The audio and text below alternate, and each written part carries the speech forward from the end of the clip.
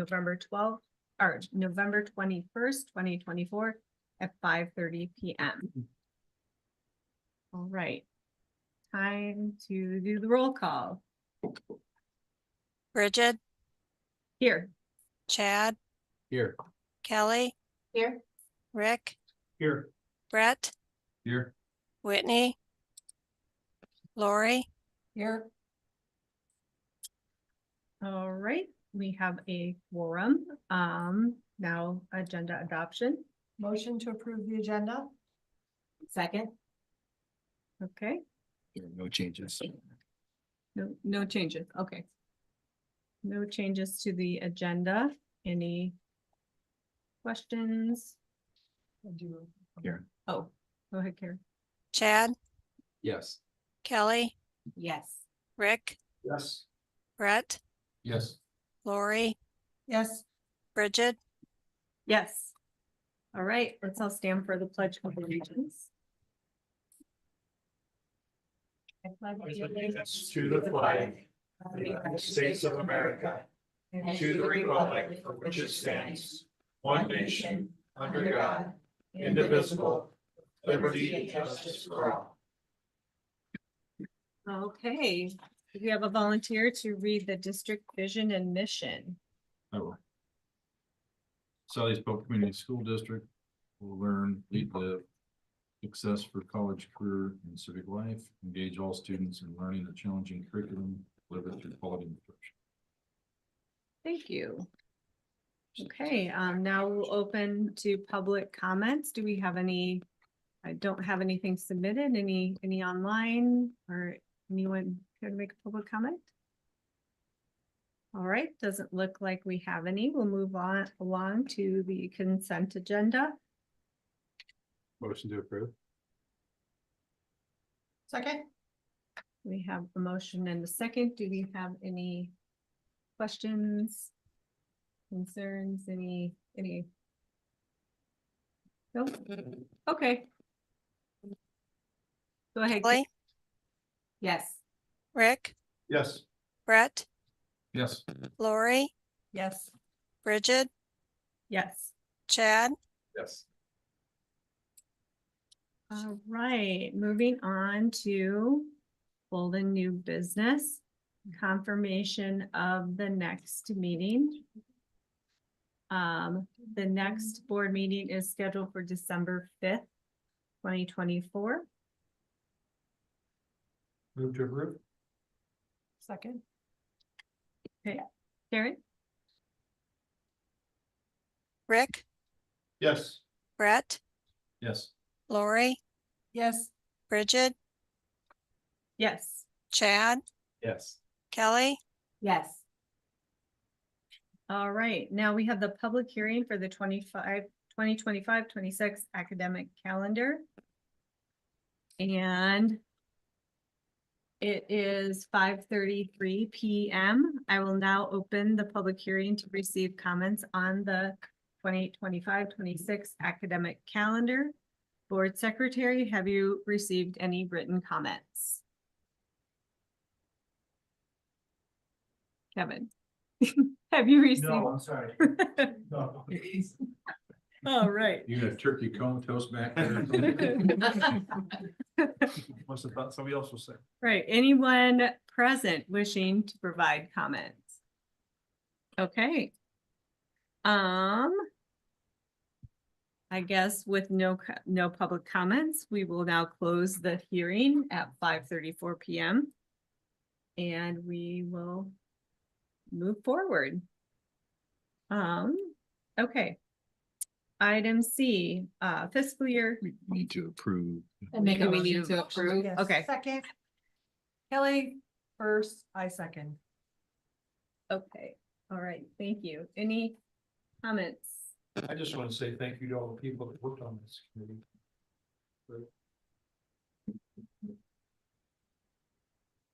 Any further comments, questions? No. Okay, but I always expect summer phone calls and something's wrong in the summer. I know that there are some hard choices and decisions to make, and they're maybe not perfect, but I think the best route was chosen, so I agree appreciate with that. Yeah. Okay, Karen. Brett, Yes. Lori, Yes. Bridget, Yes. Chad, Yes. Kelly, Yes. Rick, Yes. Okay, now we have the high school program of studies for fiscal year 26. Motion to approve? Second? Okay. And we had seen this at the last meeting. Any questions, comments? I just appreciate the thoughtful additions and changes to our curriculum, that we're staying current with the times and adjusting as we see needed to promote student success.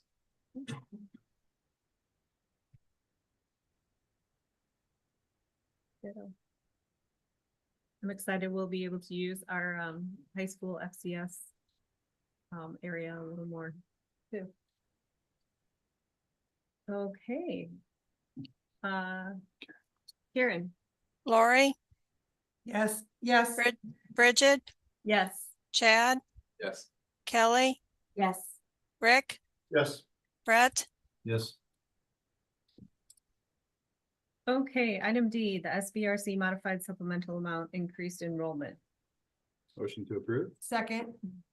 Okay, any comments, questions, discussion? Okay, none? Karen?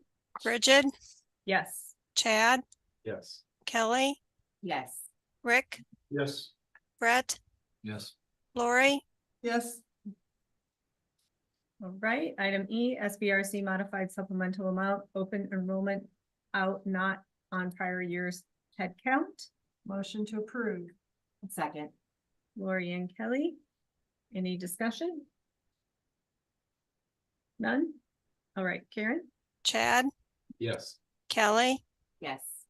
Rick, Yes. Brett, Yes. Lori, Yes. Bridget, Yes. Okay, item F, SBRC modified supplemental amount for English learners, instruction beyond 5 years. Motion to approve. Second? Okay, any discussion? No? Okay, Karen? Kelly, Yes. Rick, Yes. Brett, Yes. Lori, Yes. Bridget, Yes. Chad, Yes. Right, item G, architect approval for building roof repairs project. Motion to approve. Second. Okay, Lori and Kelly. Any discussion, questions? None? Okay, Karen? Kelly, Yes. Rick, Yes. Brett, Yes. Lori, Yes. Bridget, Yes. Chad, Yes. Okay, now we need to set the public hearing for the roof project plans and specifications. Motion to set a public hearing for December 5th, 2024 for the junior high school and 4 Mile Elementary School roof repair project. Second. Second, Lori? All right, Chad and Lori, thank you. Questions, discussion? Okay, seeing none. Karen? Rick, Yes. Brett, Yes. Lori, Yes.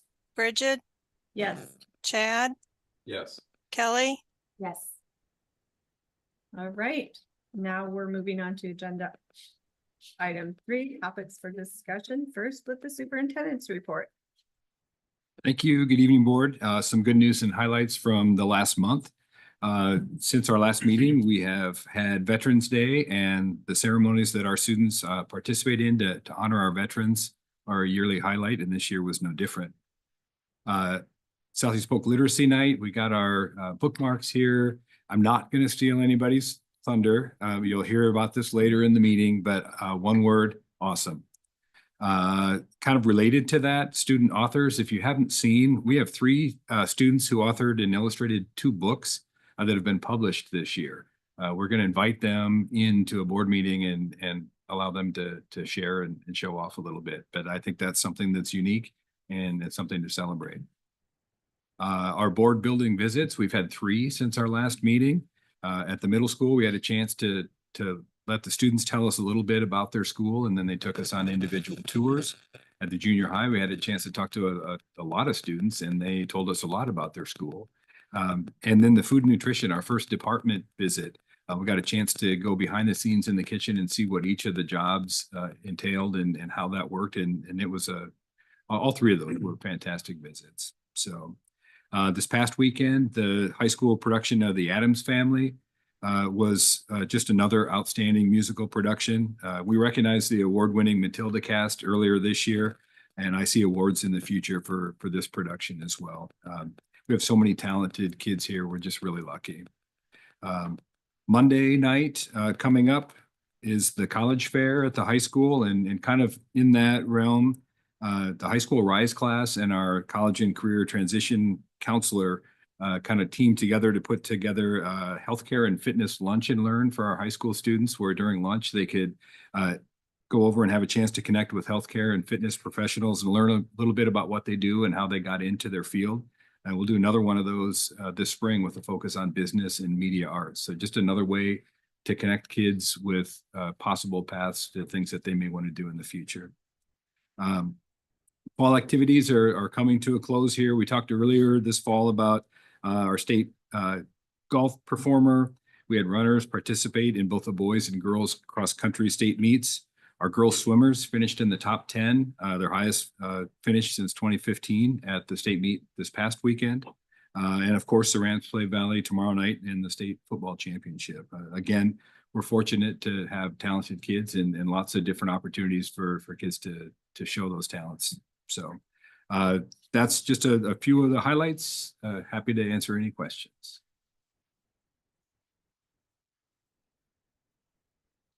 All right, thank you. Thank you. Okay, monthly business services report. Kevin. Good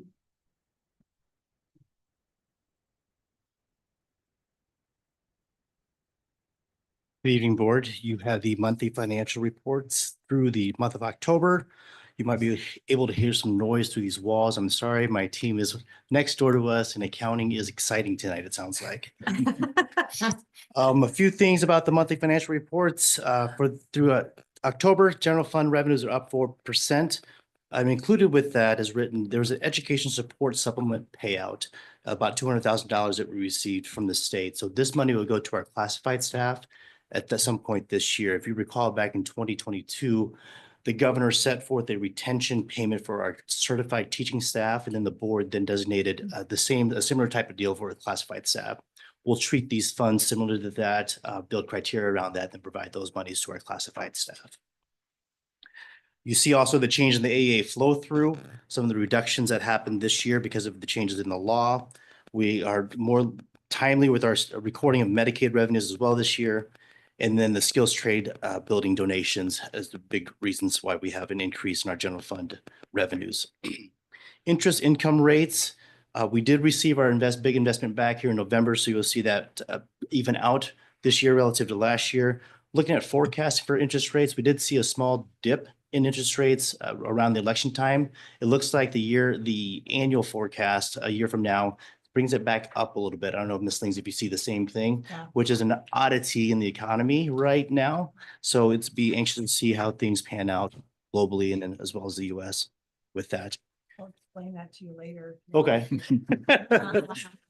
Expenditures, all I care is about the mortgage rate. I know. Expenditures are up 1.4%. Personnel costs are up 7.8%. Obviously, with the advent of the new middle school, additional SAMs in different buildings there, that's part of the increase in personnel costs.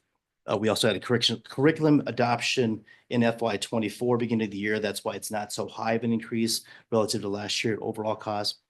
Electricity costs is the timing of payments. Right now, we are true on the month for electricity monthly payments versus last year we're a month behind, just a couple days behind, which it reported in the previous month. During our last meeting, I believe we talked about during FY 24, I talked about diesel costs and why there was so much less than the previous year being 23. It was about 16.5% less. And doing some of that analysis and work through, we did purchase about 8.7% less volume of diesel fuel last year. And the cost of diesel fuel between 23 and 24 did go down. Now, on the offset, if you recall me writing things, we do use a third-party transportation service now for a lot of our unique and one-off sites. And we've used them extensively and increasingly over the past year. We've kind of evened that out, and we'll find different uses for them during this year. And work with Transportation Director David Kretz to have those services in place during the day when we need to move students in and out. So are you expecting fuel costs to go back up versus that dip? Right now, they're probably going to be similar to what they were last year. As we contract out those. Correct. one-offs? Yeah. We had a conversation with that third-party transportation department team, last summer to talk about contractually what we can and can't do. We're going to try to utilize those vans as much as we can during the school day because they belong to us as far as their services. Regarding all funds, revenues are down 14.1%, mainly due to the bonds monies received in 24. Without those bond monies, it's 1.9% increase. Save monies through September. Previous month were down 10%. You can see now that they're back up and above, but they're 1.8% higher than they were last year through this time, which makes more sense than it did last month. Expenditures are down 16.7%. due mainly to the construction activities being dropped relative to last year. Any questions on this month's financial reports? If not, I have a couple other things to share with you. Okay. We did finish up with an IPERS audit. We came back with no comments, no findings, which is great. Those IPERS audits come to us kind of by surprise sometimes, but we were able to handle those things and nothing came from that. I hate to do this in public, but I want to thank Mr. Kurth and his help with getting fee notifications out. We sent our first blast of fee notifications to families that owed outstanding fees back on November 5th. So prior to the November 5th date, typically we get a few $100s, $1,000, a couple $1,000 maybe during a day for deposits. 2 days after the notification went out, we got $17,000 in payments for student fees. And the next day we got $6,000. So the fee notification letters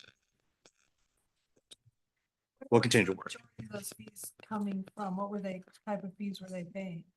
We sent out fee notification letters for anything that was outstanding in the system. I would say the bulk of those were for textbook fees that have been there, The most transportation recent fees. year textbook fees or years past? Past. Fees. Correct. Yeah. These letters or no? These are, Mr. Currit, Emails. How much Really more? no is cost to it.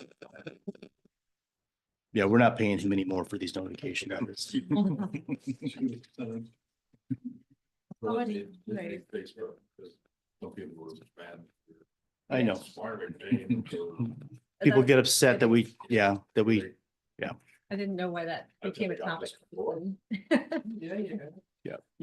yes. How much more is owed in fees or old fees? You know, I haven't taken a look today, but I can certainly get that number for you. Yeah. When was the last time you remember taking a look at it? Probably about the time November 5th came around.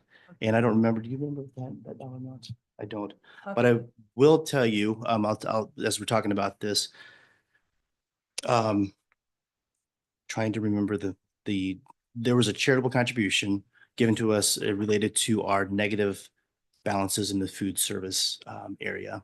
There's a generous donation of $25,000.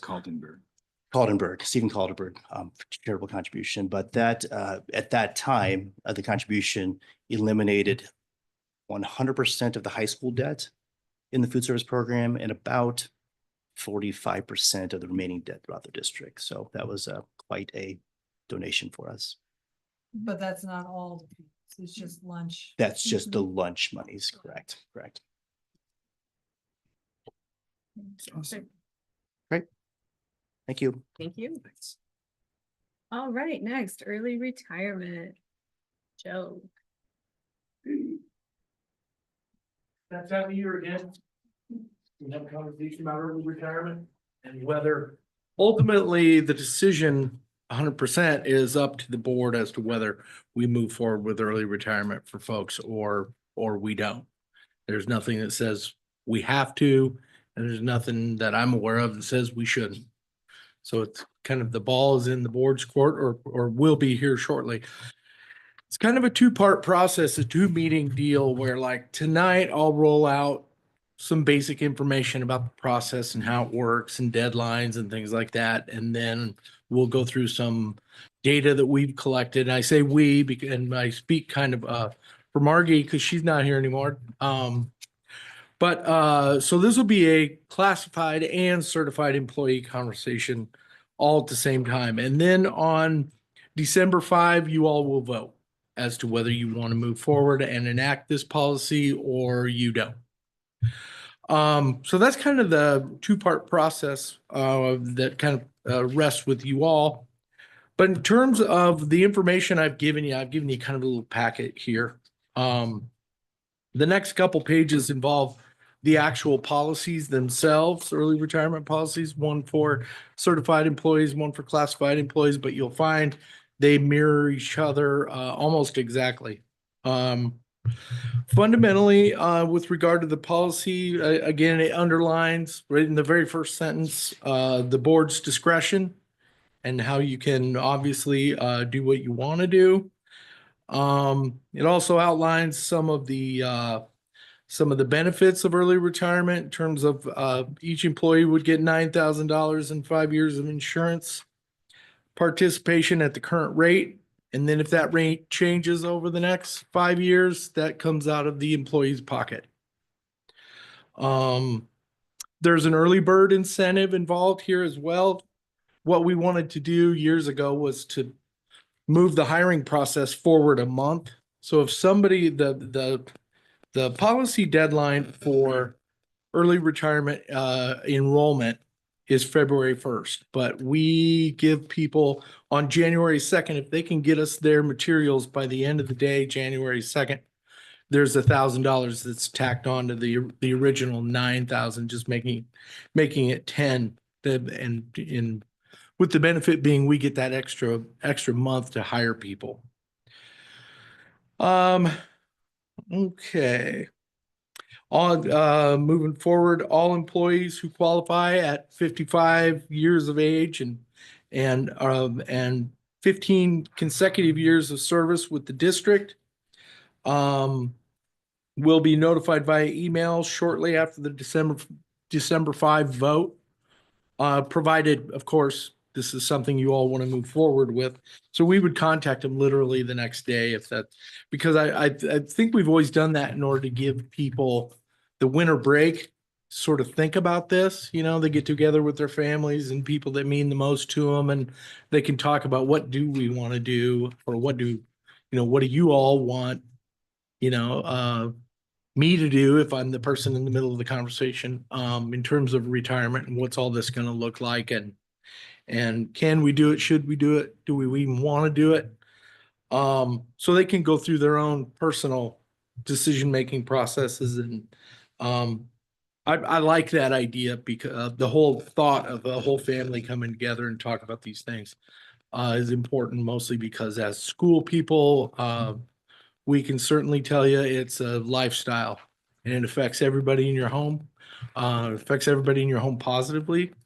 So it becomes, in the end, kind of a group decision. So just quickly going through some deadlines real quick here. The early bird deadline for the $1,000 is January 2nd, actually 4 p.m. And then the deadline for early retirement in full is February 1st. And the last page of the packet, I've got that data sheet I was talking about. So if you flip to the last page, this is 10 years of early retirement data, and the classified folks are in red and yellow at the top, and then the certified folks are in brown and blue at the bottom. And just to help you kind of gauge yourself here with the classified folks, currently there are 52 people who are eligible to retire early. If you look out to the right there. And then the number who retire and the percent participation are the next two numbers in the other columns. Those are yet to be determined. In sitting down and looking at the averages and trying to guesstimate, and I'm not sure we've ever been right with the estimate, but I always want to give you an idea about at least if we have our finger on the pulse of anything. On the classified side, we're thinking about 4 of those 52 will retire. And then the average person out of these 52 folks, in terms of their continuous years of service to the district, is 23. So when you think about how long these people have been here, that's probably the operative number. And then on average, this group is fundamentally 62 years old. And you can go down if you want to and look at the certified folks. I won't bore you and go through all that, but I did want to give you a little bit of a heads up in terms of literally how many people qualify. Right now on the certified side, there's 60. So well, I guess if we can go with questions if you have any. If not, I've given you a ton of stuff that if you get curious about this, over the course of the next week or two, obviously you can look that paperwork over, email me at any time if something pops up later. I got a couple questions. Okay. So seeing that the number of eligible employees, both classified and certified, have gone up, do you think that's an indication of our growth as a district or an aging workforce, or maybe a little bit of both? I don't want to cop out because I want to have a real opinion, but it does feel a little bit like both, Yeah. in terms of, having a large number of people, both currently and in the past, who have been eligible maybe for quite some time. The numbers of people who actually retire, even though they are qualified to do that, you can tell it's not very big. I mean, on the classified side, it ranges from about 7% of everybody who's eligible on the bottom end to a high of only 22% of those people eligible will end up retiring. And then on the certified side, it parallels, the numbers a little bit bigger, but it parallels that same trend, ranging from 11% on the low end to 28 on the top end. So I like keeping longitudinal data like this because I hate surprises, and I don't want one year when all of a sudden all 52 classified employees say, hey, we're all leaving at the same time. That would make me a busy human being. That's for sure. And if you want to break down an even like more minute breakdown, at the bottom there under classified employees, if you see in red, these are the jobs folks are doing. Like 13 of these people are administrative assistants and secretarial. 3 are bus drivers, 2 in the business office, 5 cooks, 10 custodian and maintenance people, a library clerk, and then 2 campus monitors and 16 associates or teacher aides. So it kind of goes that next level down if you wanted to look at it that way. And then on the certified side, 55 of our 60 are teachers. One's a counselor, one's a director, and 3 are administrators. If you want, again, I kind of pore over the stuff, and I find it like incredibly interesting, stuff like that. And especially the older I get, the more interesting it becomes. Maybe 10 years ago, maybe I wasn't that interested. I think it's probably a good sign that last year there were 100 eligible total between classified and certified. And you've got what, 13? Mm-hmm.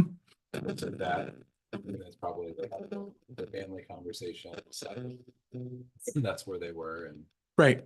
their circumstance, but it wasn't like 50% or like we're good. So Regarding that conversation, I can recall having it in our house with my dad when he retired, and first of all, being kind of blown away that he was actually going to retire from something was interesting. But I can remember a pretty long conversation we all had, and he was very curious about what the rest of us thought. And it was just a really good, positive thing. And I hope all, you know, hope all of our people who currently qualify, have that same conversation. I hope it works for them. This is a hard decision. Yeah, so for us, there are two different decisions here. One is the early retirement and the other is the incentive for Sure. them notifying us. Yep. I think last year we just kind of glommed them together because that's Right. what you all wanted to do, and that's great. But yeah, we can do, in fact, you could even parse this out a little bit further yet and say, what about moving forward with early retirement? What about the incentive? And then what about the different groups of people here? What about administrators and directors? I know we've had a number of conversations over the years about do we hang on to these folks? Do we not? And allow people to exercise early retirement. So there's a lot of other options too that could be considered as part of this too. Pardon me? There's a lot of other options. that Sure. could be, like, there's not just two things. It's not we do early retirement incentive or not. There's a third or fourth or fifth direction we could go. Sure. Absolutely. But this is what we've done for 10 years. More than that. More than Yeah, that. I can't recall a time we ever did not offer early retirement, but I know a lot of districts Yeah. who don't, What are and we they're giving up chugging by- along just fine. What are we giving up by not, or by doing that, what are we giving up? I think all that experience walking out the door is honestly, it's my biggest challenge every year.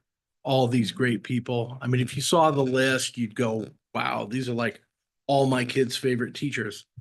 So replacing them with suitable replacements and we've always taken the approach where let's say the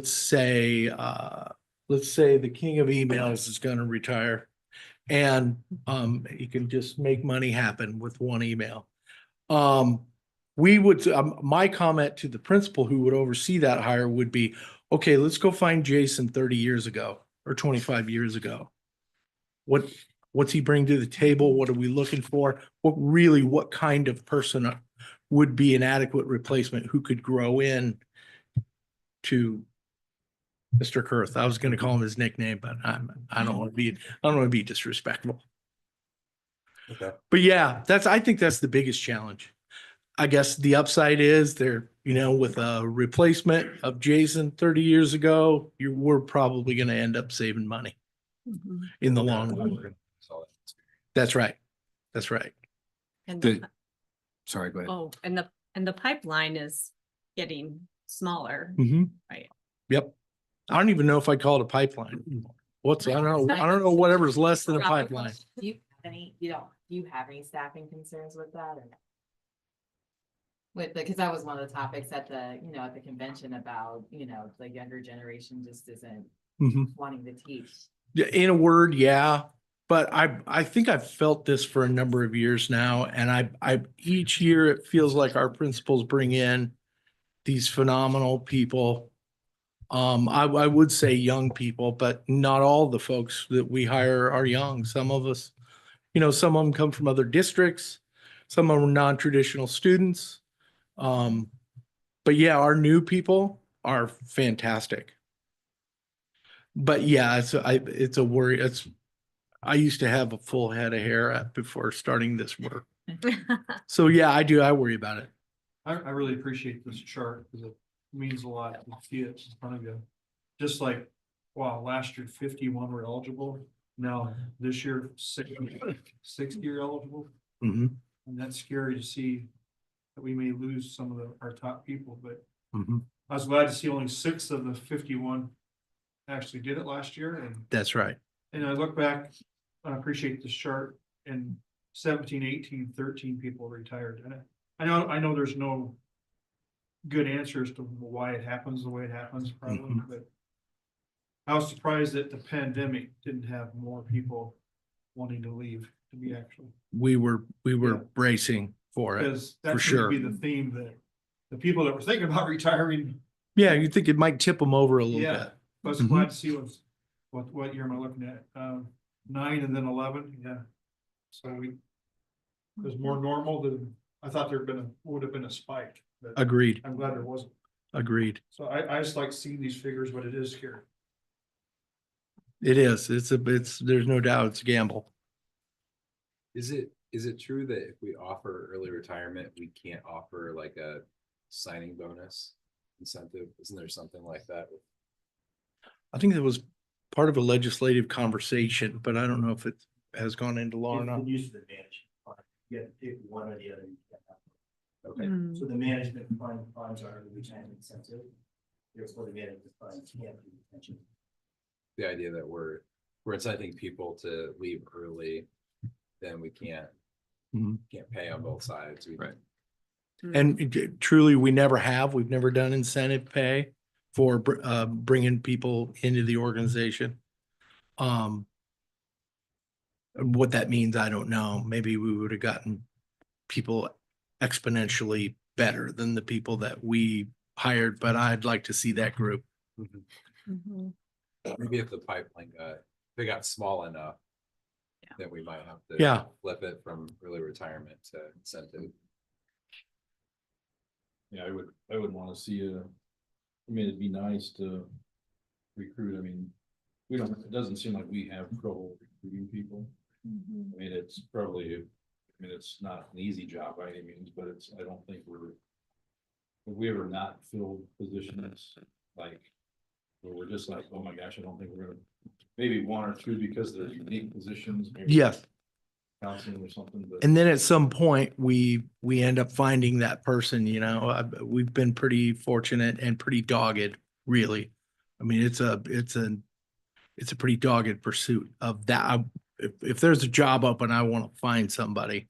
So we call people, email, go to recruiting events, and we, for the most part, well, we've never not found that person. Struggle finding a bus mechanic, I think, for a Mhm. while. Well, I mean, but like, that's, like one or two positions, we're not struggling finding Social the studies. 20 or 30 people we're looking for. Mhm. But I think if you don't do the retirement incentive and you do bring them on, what are you telling your people that worked here for 15 to 30 some years? You're telling them, we don't care about you, we only worry about, we're really just paying the people to come work for us, we don't. So I think you gotta keep the incentive.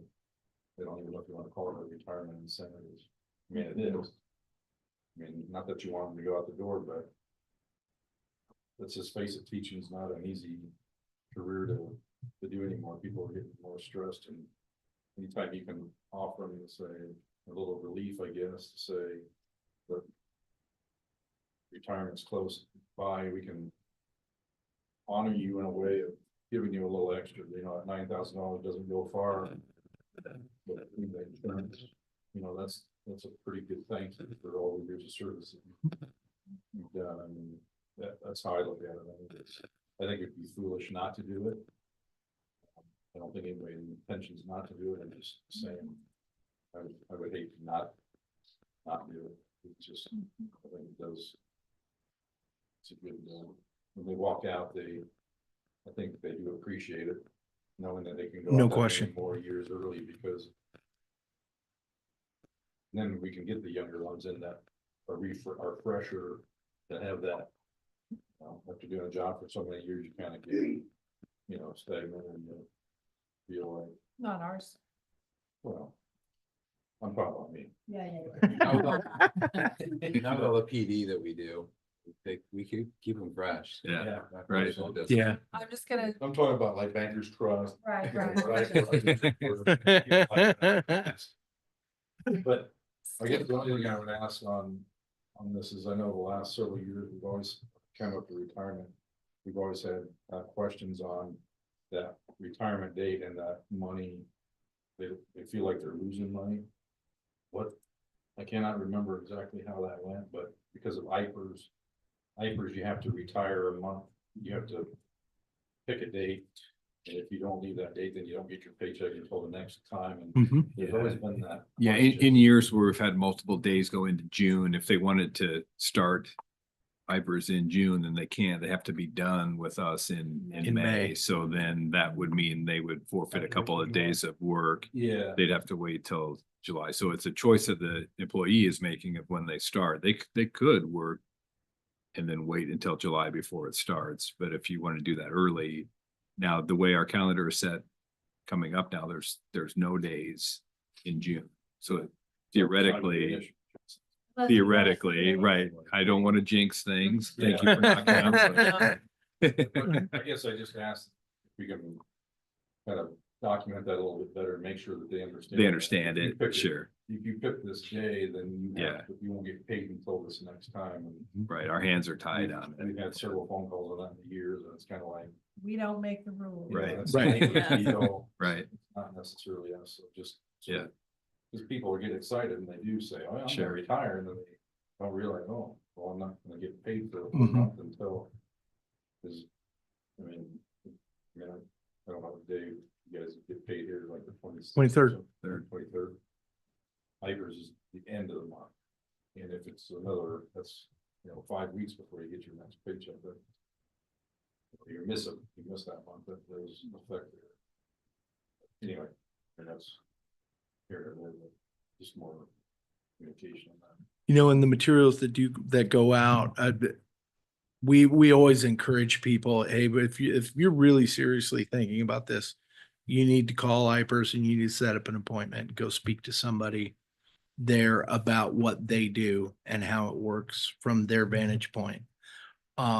Because we feel pretty good about when our departing people are leaving and paychecks and so on and so forth. But I think the wrinkle is on the IPERS end of your question.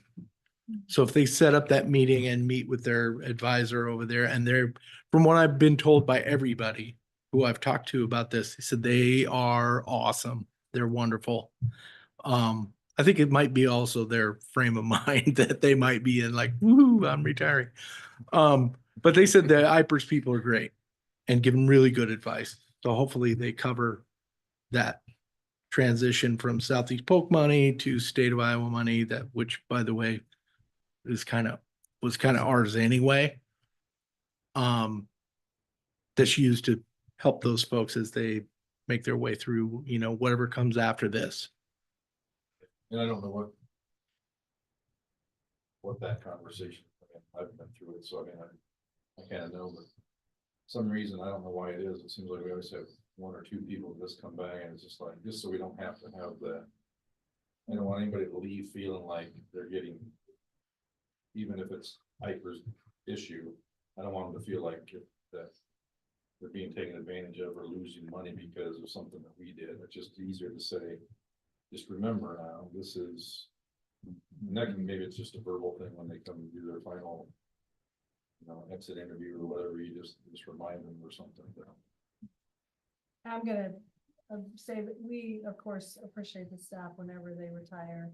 And I think the early retirement is a great thing that we do. It's also benefiting the district for the cost savings that it keeps us,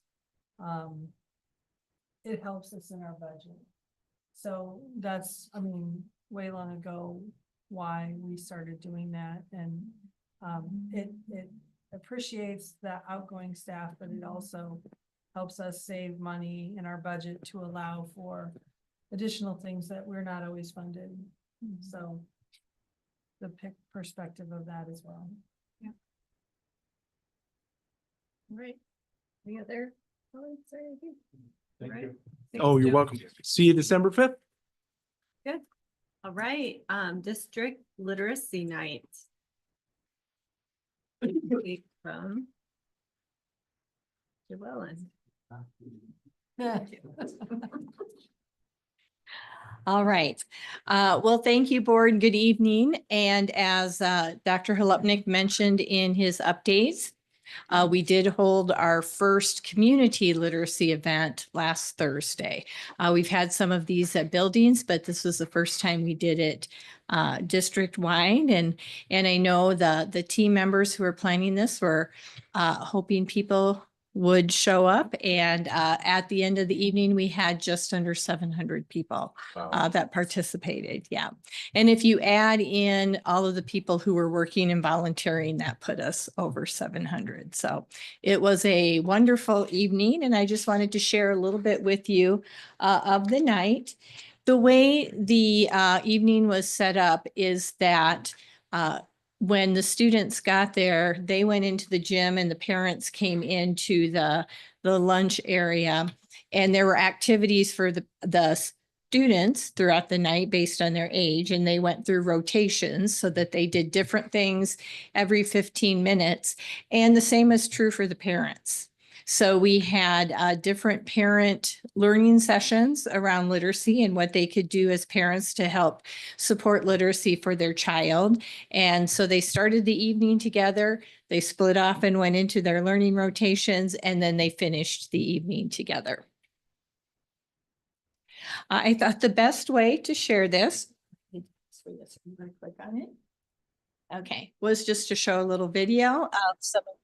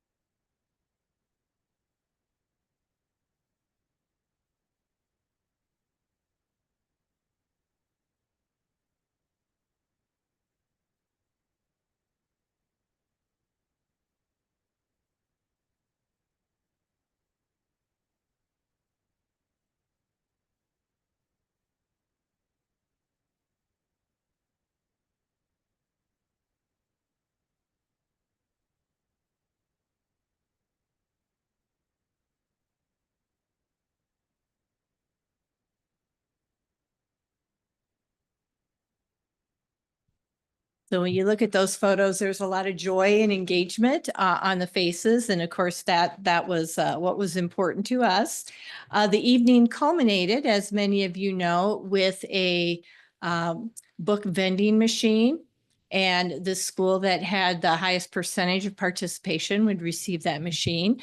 The wonderful news is that all 8 elementaries and the middle school were represented with students and families at that event.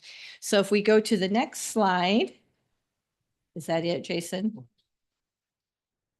Oh, I have one more video if you want to click on that.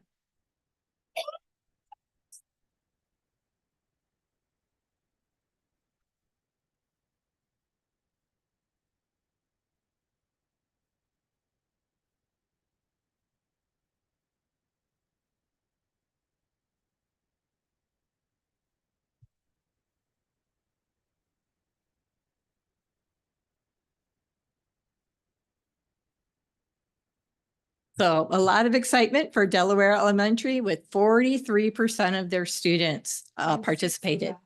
What's that? Well, they're a little over 400 in their.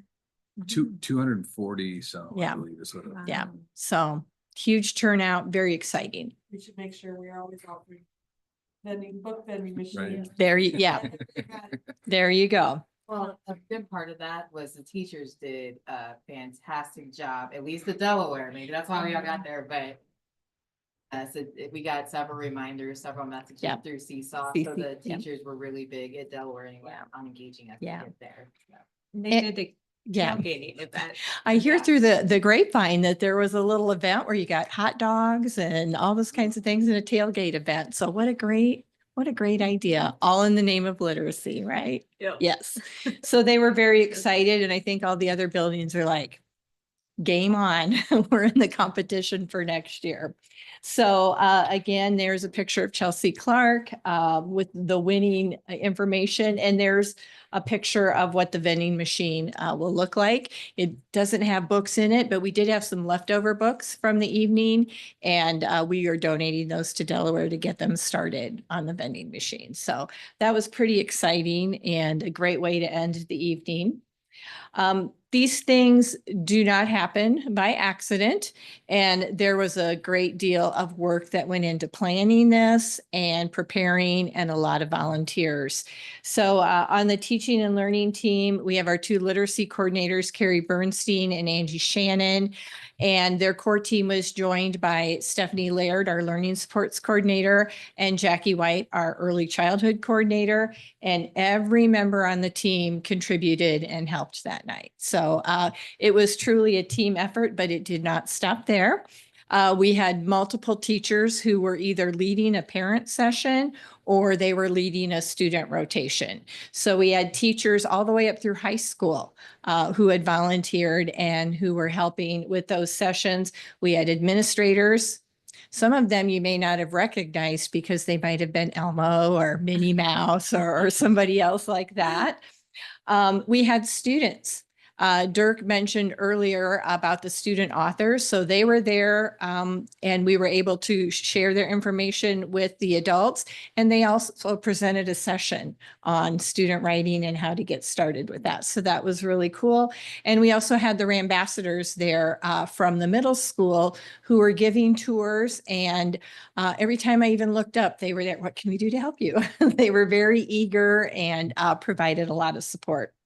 A number of volunteers throughout the evening. And we also had businesses that donated types of things so that we were able to put things in kids' book bags and be able to donate some of that materials for them for literacy.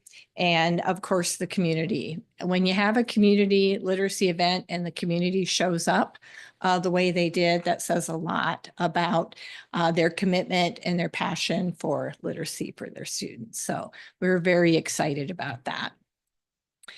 I decided when I met with the team last Monday, it was too soon to say, what about next year? They were still pretty tired. But then this week, whoops, sorry, I'll come back to it. This week I got this in an email, and it's a folder called 25-26 Literacy Event Ideas. So I think they're already thinking about it. So it was pretty exciting, and they're already thinking about how we can continue to even grow and expand this more. In terms of next steps, we've had a lot of positive feedback from parents, and some said they had concerts at night, so they were there, but then they had to leave. And some went to one rotation, but they wanted to go to a different one and they wanted more information. So the team is in the process of linking all of the parent learning sessions, linking the session information there. And we will be posting that on the website and pushing that out on social media. So any parent who would like to learn more or even see some of the information again, we will make that available to all parents. So again, we're still kind of riding high on all the excitement and interest in that evening. And we truly appreciate all the people and your support that made that happen. I think that's amazing. I wish I could have made it there.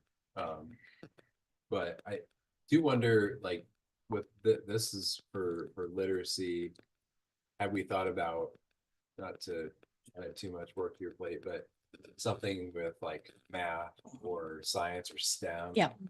Yep. I know Nate's got some really cool drones over there Yeah.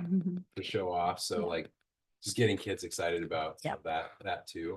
So we've actually talked about perhaps having a STEM night.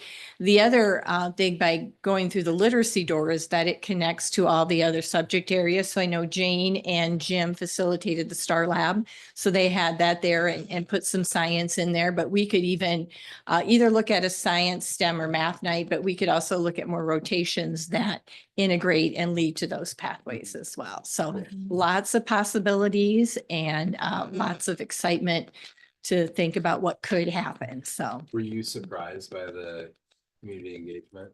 I thought there would be a lot of people there. it exceeded my expectations. We had 500 student bags prepared and we had a little less than 20 left. Yeah. And there was one time that I thought, oh, the line's really long. And then I saw that it was curving around. And then I saw it went all the way out to the road Yeah, how of long? the middle Yeah. school. Yeah, we waited about 20-25 minutes Yeah. to get in. Yeah. That's why I was curious, how, did you have an idea of how many you were expecting? Cause I was just blown away when we got Mhm. there. We were Whoa. hoping we would have 400. Wow, well, yeah, Yeah. good job. Yeah. Yeah. Yeah. So that was pretty exciting. Yeah. And just the response from parents in wanting to know more and really asking good questions about the sessions they attended. It was Mhm. all very exciting. I heard good feedback. from- Yeah, from good, us. good. Bravo. Okay. Some more vending machines. There you go. Yeah. We're already checking them out. So the team said, oh, what are we going to have to do next? We're going to have to go above and beyond that. So, Gotta top it. yeah, so we'll continue to brainstorm and look for ideas as we move forward. All right. And there's a bookmark at your places that one of the things we worked with parents is the value of reading aloud to kids and how much that can build vocabulary and bonding and all those other types of things. So that's a takeaway from the evening that you can keep. Thank you. Right. Thank you. Okay. Up next, Last time. Okay. school improvement plan. We have the secondary schools tonight.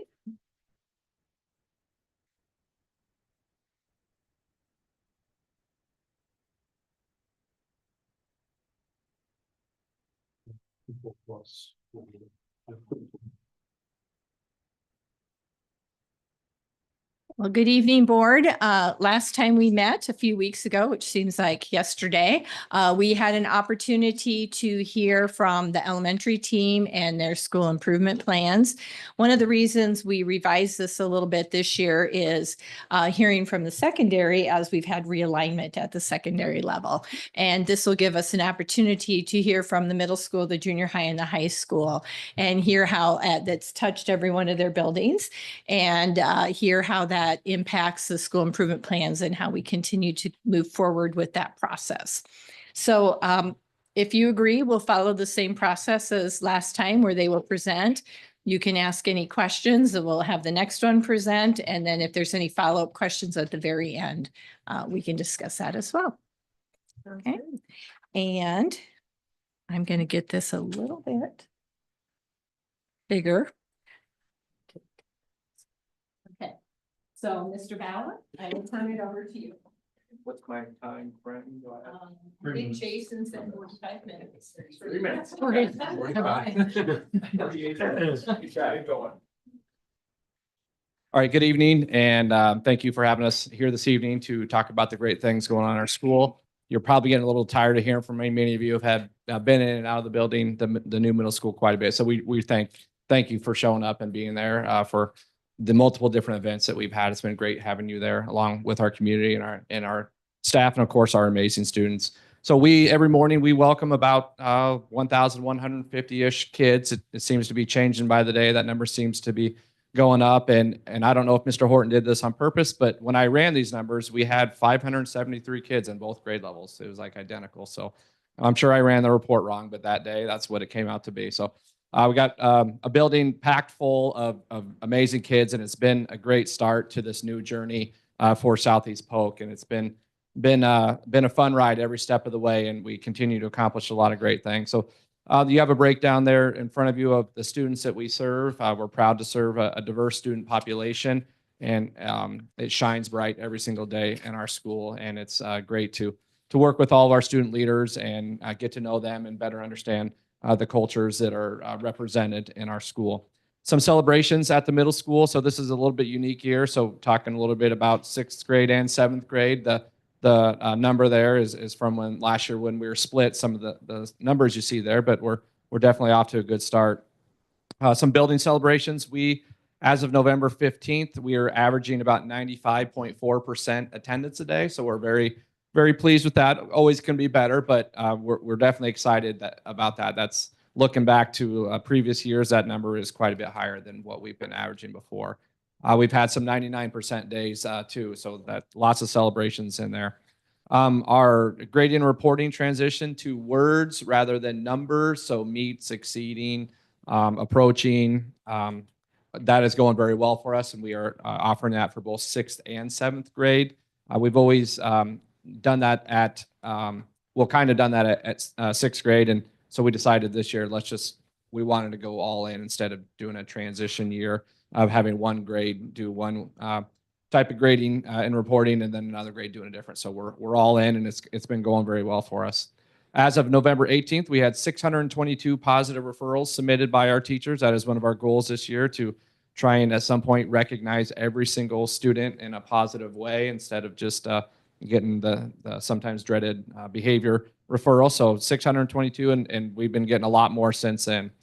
We were excited last week to host a Leader in Me site visit for their national convention. It's called the Leader in Me Symposium. And so there's educators from across the country and across the world who came to Des Moines, and we were selected as one of the schools to host for that event. So at their symposiums, they do site visits to area schools, and we were selected as one of them. Not only because we have a beautiful new school, but we are middle schools are just now kind of emerging for the Leader in Me program. So we're one of the first to kind of pave the way there. So they were excited to come showcase us that day. And I was a little starstruck that morning, and about an hour early, a bunch of very important people in suits showed up. And so I hustled out there to greet them, not knowing they were coming that early. And so I was greeting them, and one gentleman said, "Hi, I'm Sean Covey." So the family owner of the Franklin Covey Foundation was there that day because he's heard great things about our district and our school and our Leader in Me implementation. So I was a little struck, and I kind of even paused when I said, "It's an honor to meet you, sir." And then the next guy was the CEO of Franklin Covey, super important guy. And then the Kern Family Foundation, which the grant that funded Leader in Me implementation for our district, was also there to kind of see it in action and talk to our students and talk to our staff and talk to us. So it turned out to be a great event, and we hosted 110 people from around the country. And since that event, I've had teachers and administrators and counselors from these schools email me wanting to set up like a virtual meeting with me and our students as well, to kind of dig a little bit deeper and learn more. So it was a great event to showcase all the great things happening in our school as well.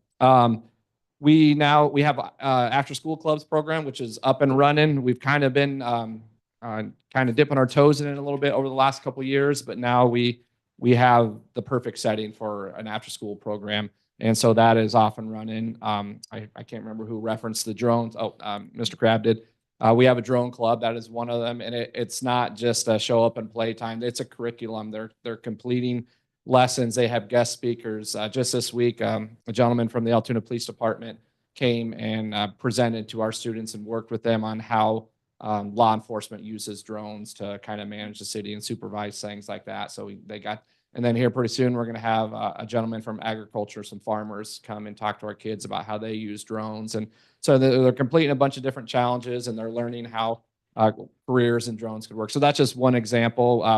Another big hit is we have a Dungeons and Dragons club.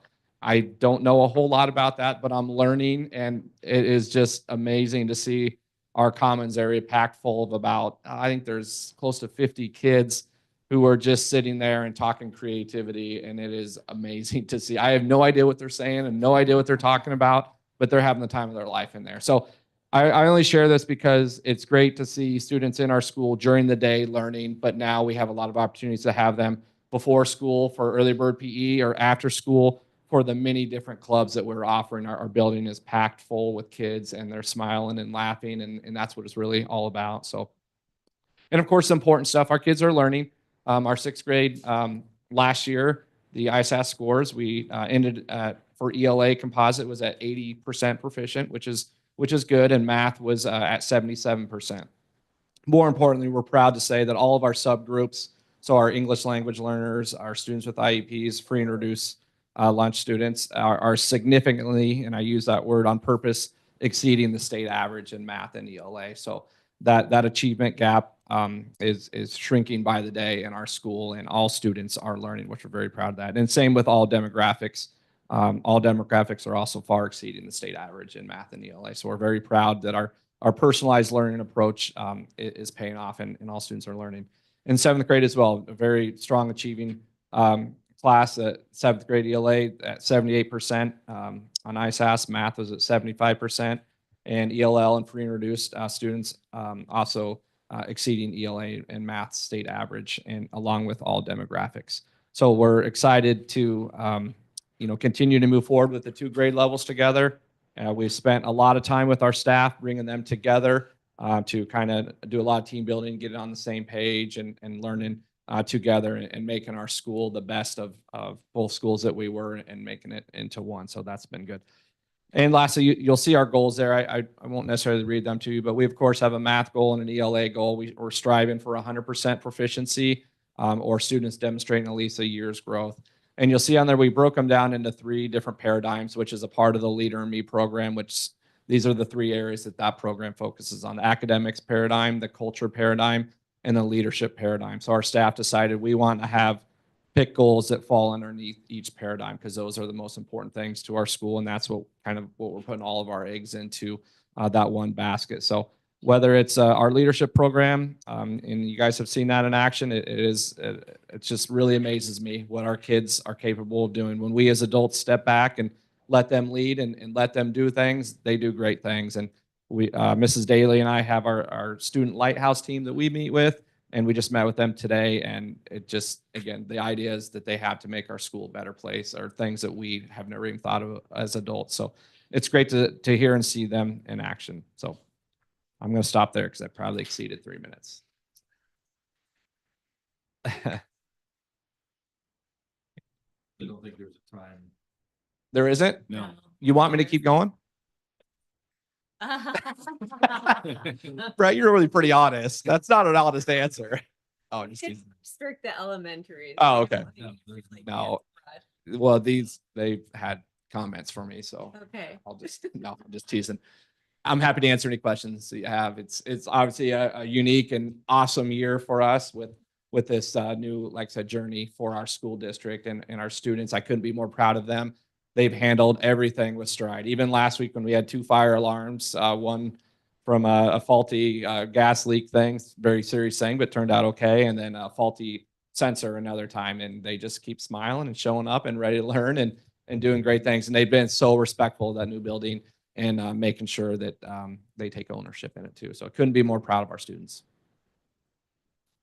Well, Rick and I had the great opportunity to help serve Thanksgiving lunch that Yes, day, you which did. was just really fun to Mhm. kind of see that in action. And I don't want to steal anything away from what Rick comments he might have about our lunch, but we got to sit in the 3rd round with a couple of students who they were just really respectful and nice. They didn't act like it was weird that we were sitting with them. They were a little shy, Yeah. But I think, did you ask a question? And one of the boys said, what do you say? They felt like they didn't deserve the nice school, that they were overwhelmed.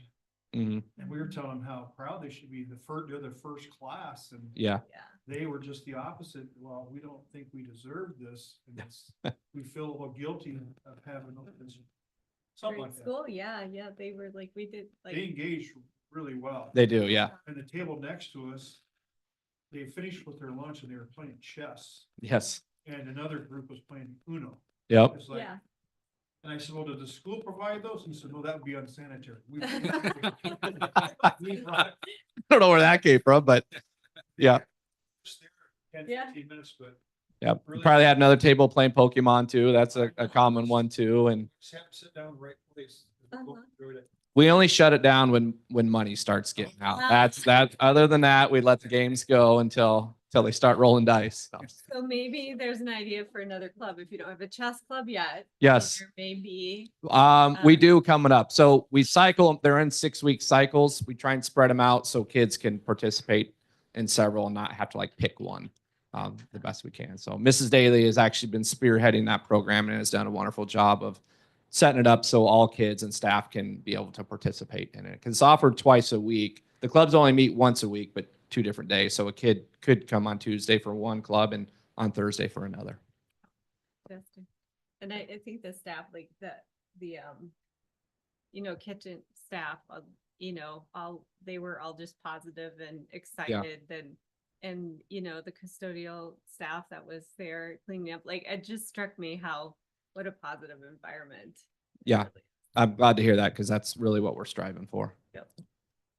Yeah, when we did the food service visit, you could tell like the whole staff back there in the kitchen, they were so proud of the new equipment and all that stuff, but also like the processes that they went through to make sure that like the kids that needed special meals, like Yeah. everything was like sanitized between every meal.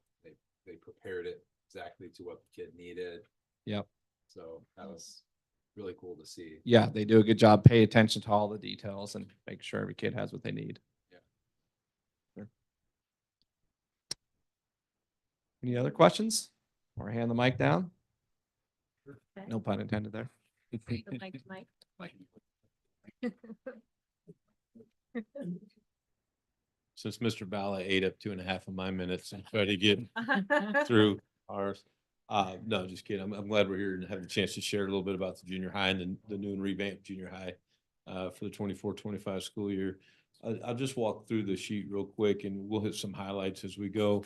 When you look at the enrollment and demographics, it's amazing to me how much things have changed since I've been here. It's my 14th year here. So you go back and compare where we were at with the numbers of students and also the demographics we've changed. And I think it's awesome. It's a great experience for the kids in our building.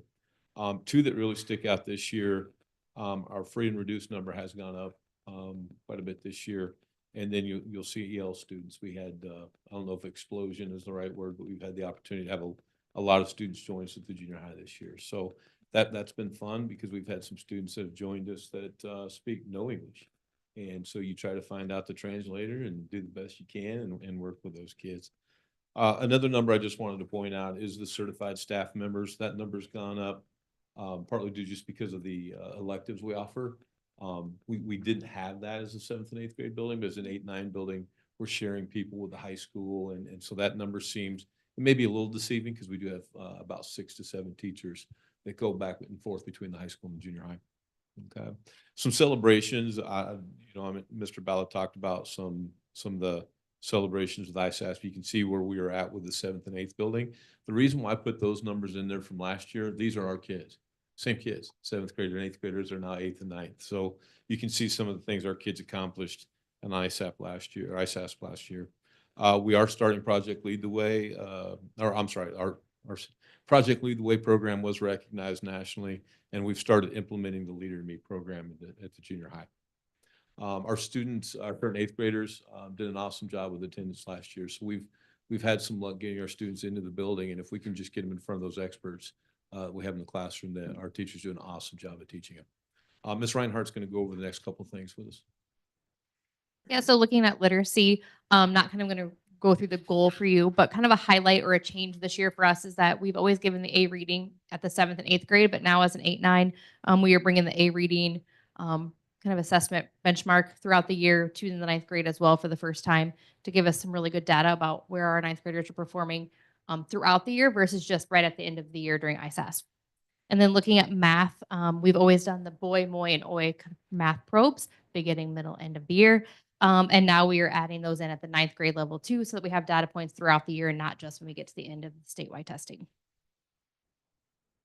Just quickly on science, it's always not the odd duck, but it's just strange because we don't test that every year.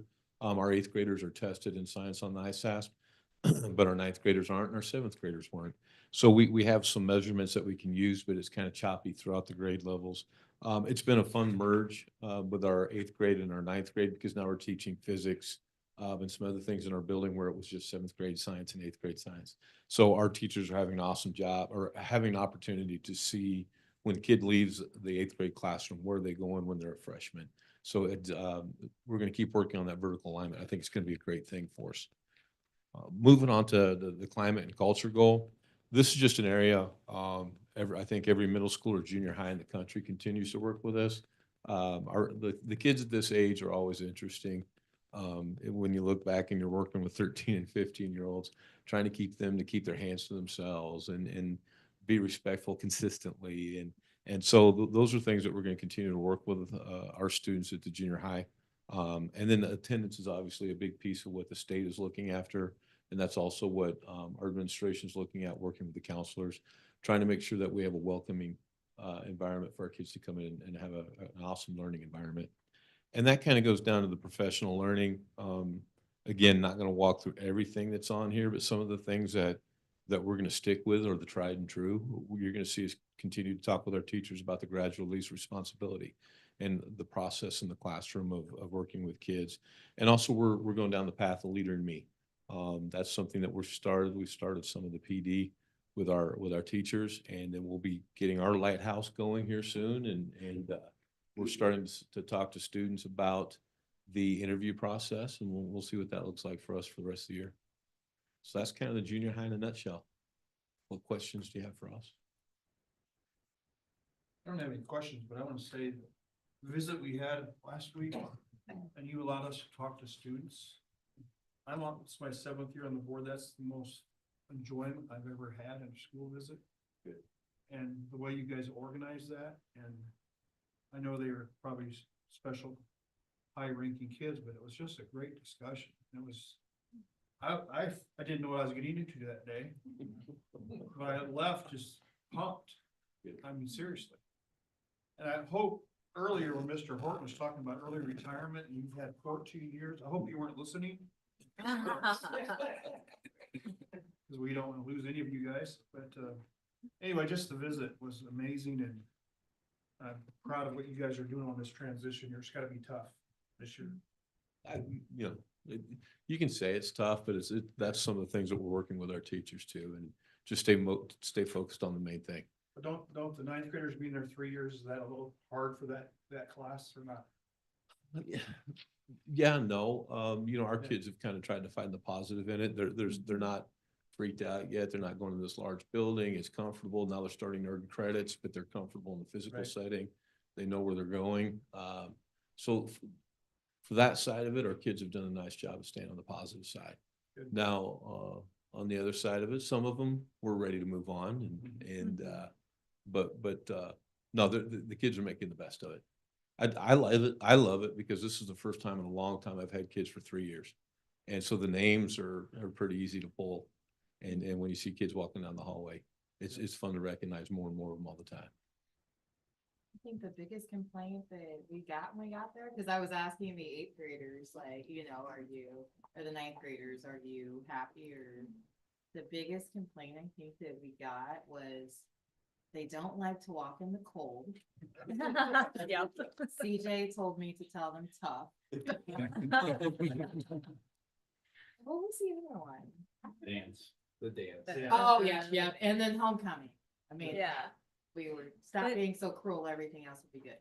But they did concede that classes who don't know any different, it won't be as big of a deal for. So they did have a, mature look at that, and yeah, it's And just, a lot of them also had a lot less anxiety about going over to the high school. And so they really viewed that as a positive, because now that they are going to have, more friends over there, and they've already get a taste of it. So that was the positive that a lot of students, several students said. As far as the walking back and forth, they did complain about, or they're worried about when the weather's like this week, where the weather's turned pretty cold and when snow flies. A lot of them brought that up. I tried to remind them that before the new stadium was built, the high school kids used to walk over to the junior high from phys ed a lot, probably not during the winter, but so it used to be the other way around.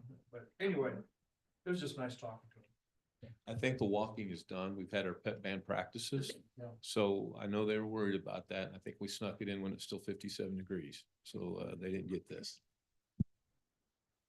I think I'm more curious and excited to hear about things that we will hear about in the future from the changes you've made now. So like the more frequent assessments of the 9th graders. I wrote a little note, like I want to hear what impact that has down the road, like what you will learn and how you'll be able to, modify instruction or focus on different things, because you'll know that information earlier and the leader in me, since that was implemented in the younger grades. And I just remember hearing, sixth grade center, and I'm thinking, oh, this will trickle up, hopefully have some trickle up effect. And the fact that you're implementing it in the junior high building now is really exciting. And I really hope we'll hear more about positive cultural changes with that too. Unfortunately, our freshman group this year would have been fifth graders when we had like the half year schools interrupted. And then that next year we came back every other day. Yeah. So they were kind of leader in me and they remembered it, but they didn't remember it. And so it was kind of interesting talking to them, but now our current eighth graders remember more just because they had more daily exposure to it. So our kids know a little bit more about the program than some of our teachers that we're jumping into. So that's kind of fun too. Yeah, I'd like to hear in the next couple of years, like if you're seeing a difference, Yeah, I think it'll be interesting to see the implementation too, how it Mhm. changes from elementary to middle school to junior high, because it's the same fundamental principles, but you're talking to kids at very different maturity levels. So I think that'll be cool, and the kids that have had it all along, eventually, as they, like you said, matriculate up, that'll be really cool to see them, that you're showing up at your doorstep and already knowing a lot of the practices, and you can just adapt it to that age group. That'll be cool. And I did want to throw out congratulations again on the national Project Lead the Way award. That was really cool to see, and I know that's something that you focused a lot on at the junior high for a number of years. So it's good to see the recognition and to know that we're putting that kind of effort into STEM. Yeah, thank you. Appreciate that. The one thing that was fun, when we had the chance to sit down and talk to the kids and say, hey guys, I'm glad you're here this morning. You're gonna get a chance to talk to my boss. And they're like, what are you talking about? I said, the superintendent and the board, they want to come talk to you and they want to hear about how good or bad of a job I'm doing. And they're like, serious? What are you talking about? But I said, no, serious, don't screen things, don't hide things, tell them the truth, make sure you're honest with them. So at first it was kind of a joke with them, but then it's like, you could see the responsibility come on their shoulders, like, all right, we got to tell these people what it's like. So thank you for coming. They appreciate it. It was an awesome thing. So. Yeah, there wasn't I don't think anything was shocking that we didn't already know. Right. And the dance was the biggest thing. So we had to figure that one out, guys, but get your dancing shoes on, Penny. We had 300, 250 kids at the dance. So yeah, it wasn't a ton, but there were some kids that were excited about it. Thank you. All right, I will try to stay within 3 minutes. Obviously, the two of you struggle with timekeeping, but obviously our enrollment numbers are here. We're significantly fewer students this year because of the ninth graders in the junior high, but we still have a lot of kids. I mean, it still feels like the hallways are crowded, lunches are crowded. So, to think that we had, 600 or so more kids in the building last year is kind of hard to believe, because sometimes I look around and it seems like there's still a lot of, kids and adults in the building.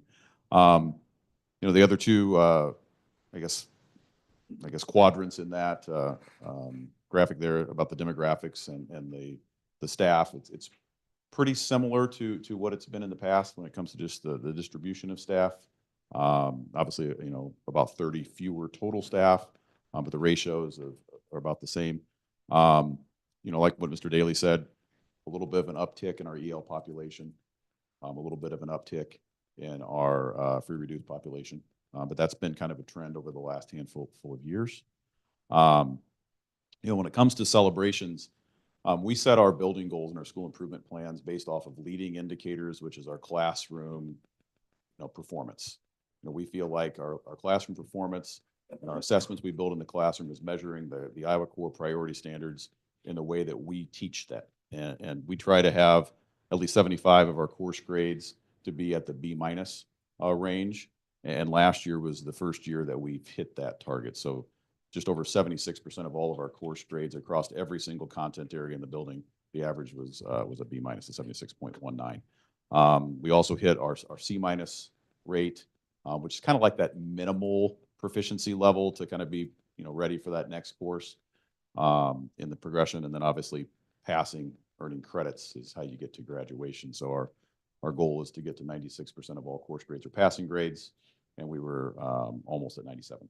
So, you know, our course grade achievement was great. You know, we've talked about our MTSS system at the high school, and we looked and we had 21,676 intervention sessions last year. So that's on average 10 sessions per kid. And I remember when I was teaching, and I would tell students, hey, come in before school, stay after school. Like I might get 10 all year. And we averaged like 10 per student. So, I mean, I think that's really good. Some of those are targeted where we're trying to get kids to come in because they've got identified needs and they need the support.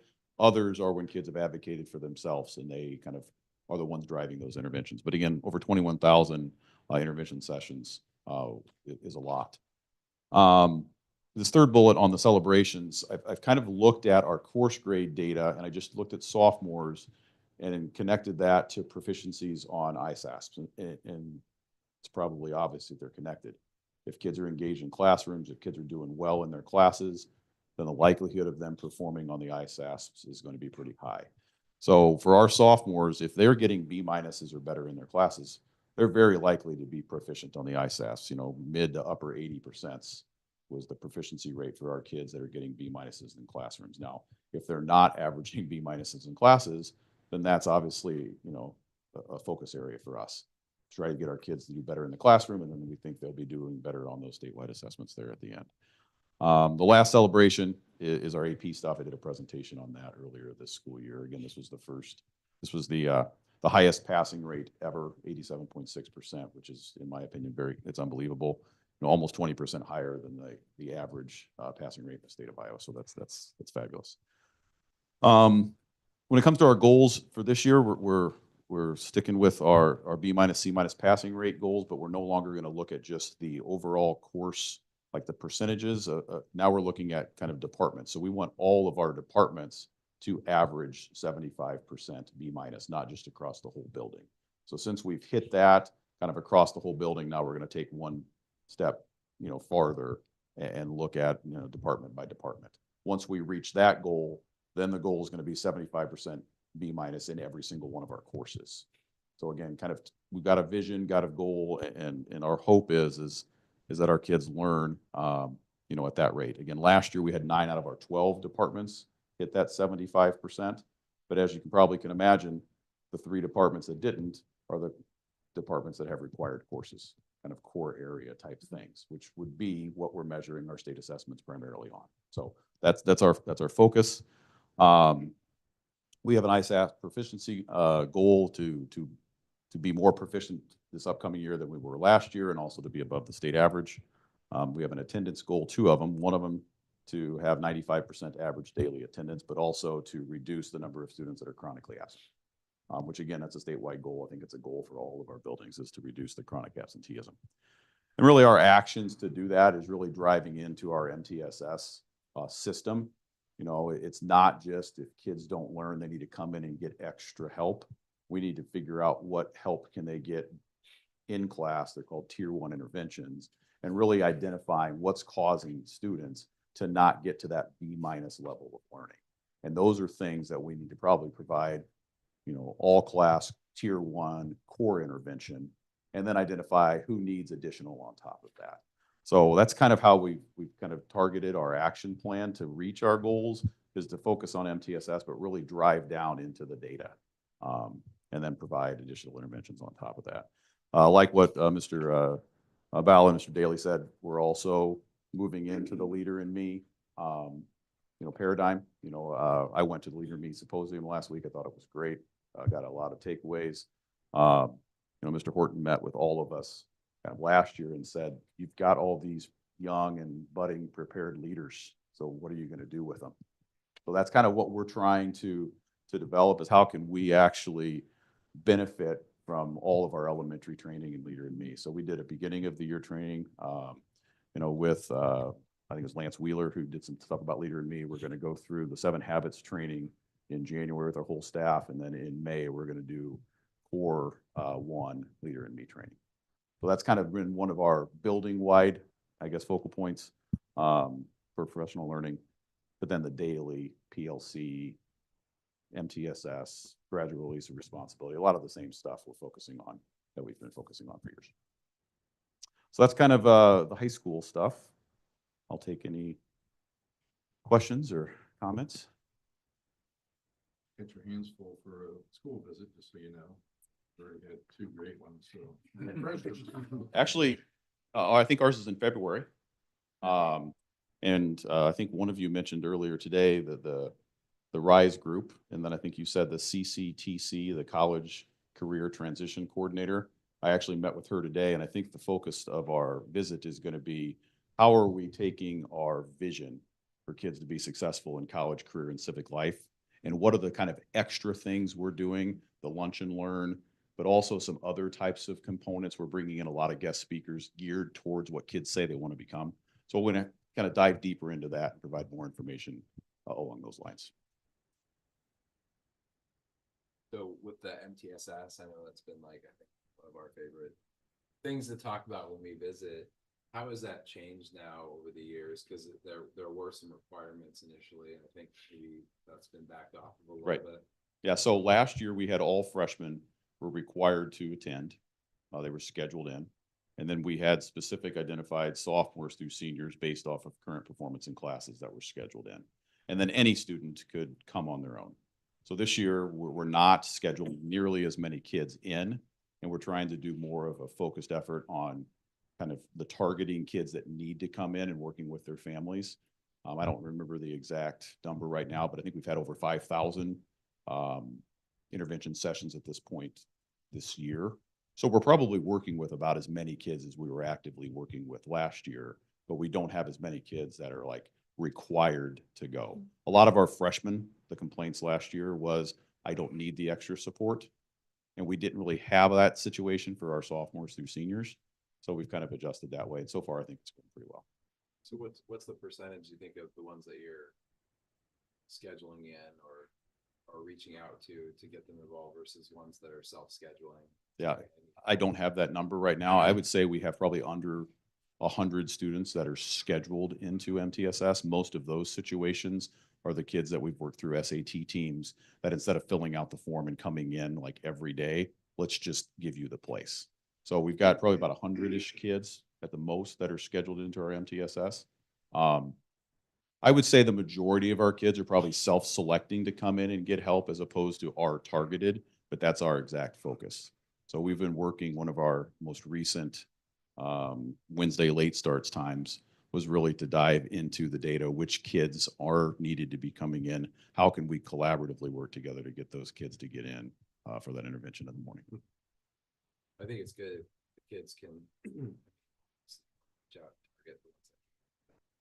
if they can self-identify that they're not achieving at the level that they want to, or they should be, you know, because those that go on to, you know, college, you know, probably are going to be mostly, depending on where they go, mostly on their own to figure that out. Like there's supports there, but you kind of have to seek them out. It's a balancing act. You know, again, it's a gradual release. These kids are preparing themselves for college, but they're not in college, right? And when it comes to like achievement, some kids have goals to achieve at certain levels, and other kids, their goals aren't high enough.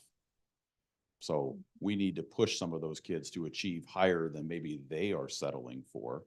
And then other kids, I mean, they're chasing everything, right? So, you know, their goals are perfection, right? So to work with kids to kind of understand how do you push yourself to an appropriate level of achievement, not just kind of be satisfied with minimal competencies, right? So that's kind of a learning thing, but you're exactly right. When kids go to college, they're probably not going to have a whole lot of people that are pulling them in and pushing them in. They're going to have to learn how to advocate for themselves. And that's one reason why we've kind of got our system that way, is we want our kids to learn how to take that step and seek the assistance.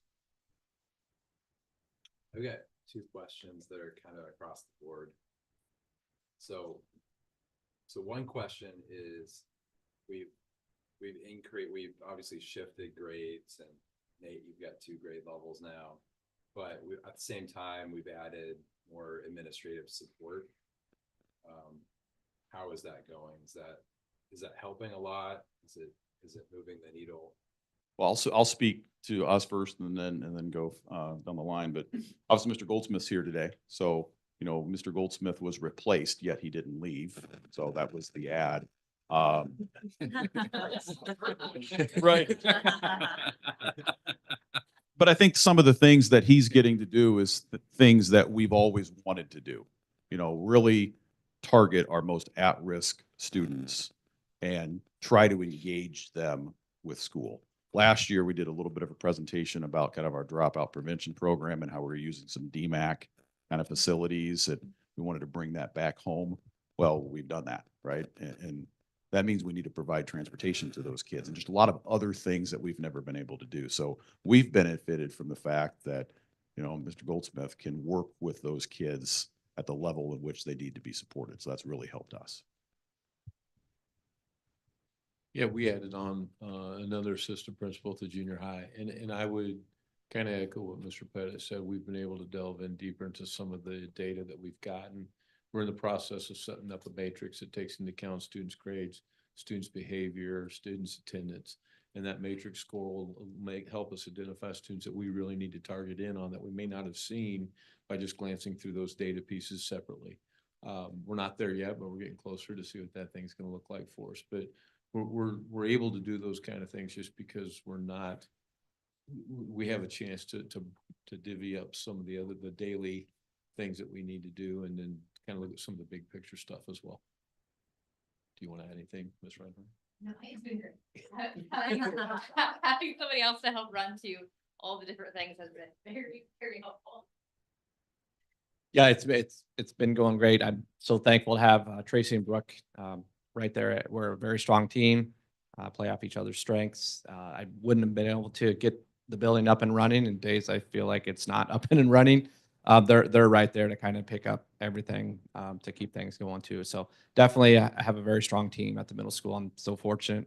We all have our strengths and work well together, and our kids are definitely feel supported, and our staff feels supported too. I think all of our students feel that they definitely have someone to go to when they need someone by their side. So I don't know if I answered your question directly. This is kind of new territory for me. I've always had a Sam, Jenny previously, and Brooke now, and then so just having Tracy come on board as an assistant principal and has been great. So this is kind of ask me maybe at the end of the year too. I can give you a better answer. Yeah, one thing I want to add to is there are some new state requirements. And I know we've had more family engagement meetings in the first 3 months of school than I think we've had based off of attendance in my 20 years in the district. So that takes manpower and people power in order to collaborate with families, get them in, have those meetings. So that's another benefit of having the additional administrative staff. I can speak at all of our levels that we've all been engaged in a lot of those family engagement meetings.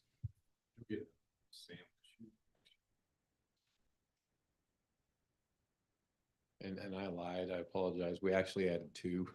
Not that I forgot about Darren, but Mr. Carpenter's our new activities director to junior high, and he's still working with freshmen, which he did last year. He's helped us with the 8th grade as well. But it's nice to have Miss Jenny. You know, at the end of the day, it's not like where's Miss Reinhardt? Well, she's putting the scoreboards out for the volleyball game tonight. We can actually sit down and have conversations about what happened today, what our next steps are, and what we're going to do moving forward. So that's been awesome.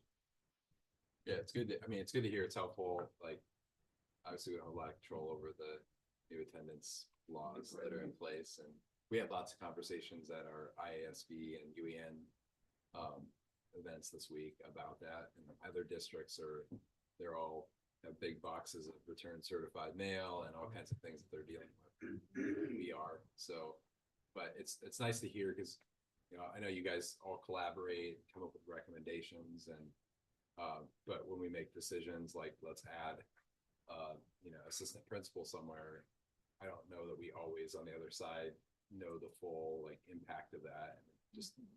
We'll probably need to check in over time and see how that evolves, but I'm glad to hear that it's helpful. Especially at our level, because kids are just learning how to sign up for sports. And so they would write maybe Miss Jenny an email, and they may not hear back from her until 8 o'clock or 9 o'clock that night because she's still doing her other things. Well, Darren can get that, Mr. Carpenter can get that email and respond to the kids, and we can get them it's just, it's very consistent for the kids. It's less aggravating for the parents and we're able to do our jobs and focus in on those things. So. One other question, just gonna drop this out there. Cell phones and cell phone usage. I'm just curious how that's going and, you know, anything you want to add about changes made this year and the impact is, be good to hear. I would say at the high school, we made a concerted effort at the beginning of the year to have all of our teachers try to get onto the same page about we don't want to see your cell phones in class. Put them in a bag. We've got caddies on the wall that they could put them in. But we don't have a comprehensive cell phone ban at the high school. I think some schools out there that do communicate that kind of stuff really don't live that. They're probably living something more like what we're living. I think it was a month ago, I think we talked about this, Dr. Lubnick, at that time, we had like 11 cell phone violations on the year, which was probably significantly less, definitely less than what we've had previously here. So I think it's an improvement because we've tried to get our kids to be more engaged, and cell phones have been like a disengagement tool. So I think our staff's done a great job with that. You know, it's something that we have to recommit to all the time because sometimes it gets, you know, pretty lax. But we don't let our kids leave classrooms with their cell phones. So if they need to go to the bathroom, they need to leave their phones in the classrooms, and that gets them back to the classrooms pretty quick. So we're seeing more consistency across the board and the kids are mostly complying with it. Mostly, and when they're not, then those are educational opportunities, of course. But you know, I don't think cell phones is one of the top, you know, problems that we're working with right now at the school. Were you gonna address the cell phone thing? I was just gonna say, we highs and lows. Like, we'll be doing okay and you get to focus on the learning piece and stay focused on the main thing. And then next thing you know, we're like, why do we have cell phones out all of a sudden? What are we doing? And then all of a sudden you're like, all right, we're gonna start taking them. And you'll send a note out home on Monday, start seeing cell phones, we're gonna take them, and then they'll disappear. And then the next thing you know, you start focusing on other things, you're looking around going, cell phones are back. So it's, I get it, it's a way of life when they're not in the building. But we're trying not to make it the main thing, but it does, when they start popping up, it becomes a distraction, whether it be photos of peers, social media, whatever, it becomes a problem for us. So, we're also training a new staff. You know, we've had some things in place that we've done over time. And now we've got a bunch of new people that we're just trying to make sure we're all on the same page. And that's one of the things we're still struggling with too, but we're going to get there. We've always not allowed it in the classroom. So we understand and support that parents want their kids to, you know, be able to check in with them before and after school. So they do come to school, but they're kept in their lockers.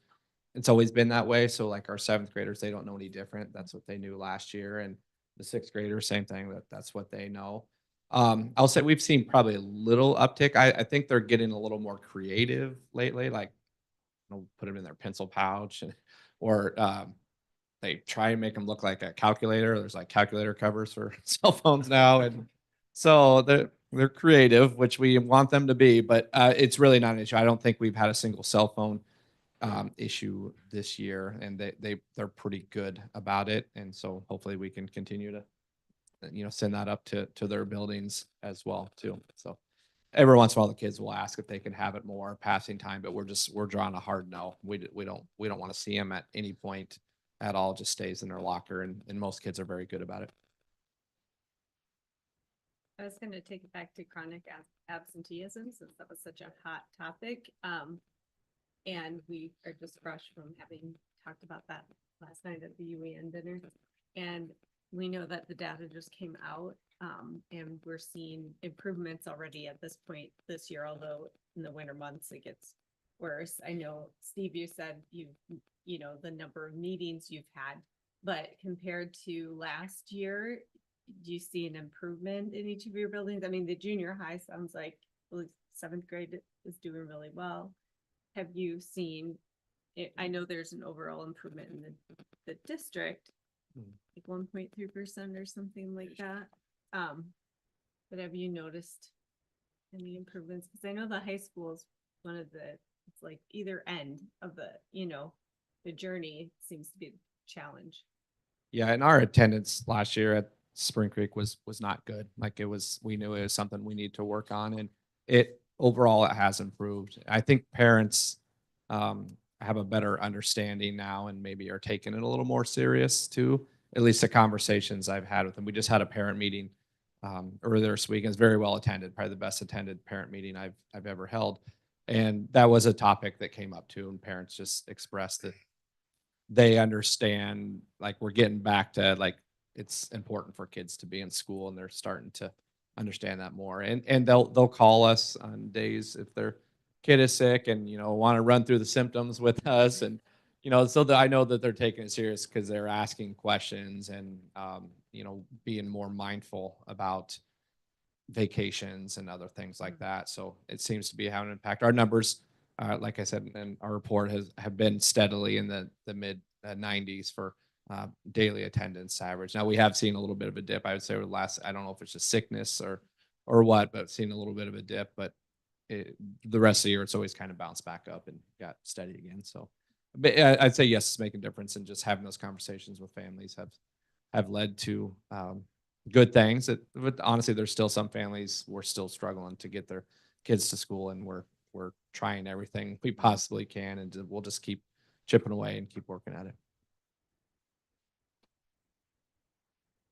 I would say we're maybe a little bit behind where we're at last year about this time.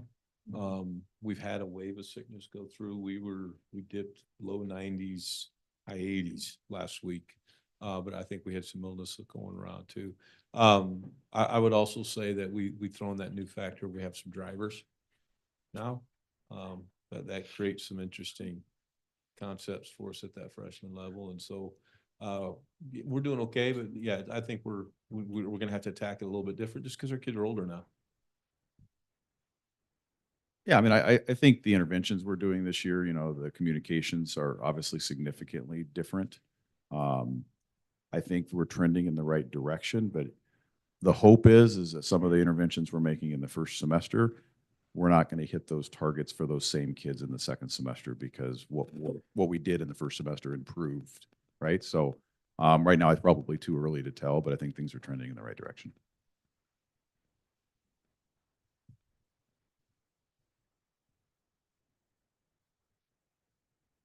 Thanks for coming out and sharing. Yeah, thank you all. Yeah, thank you.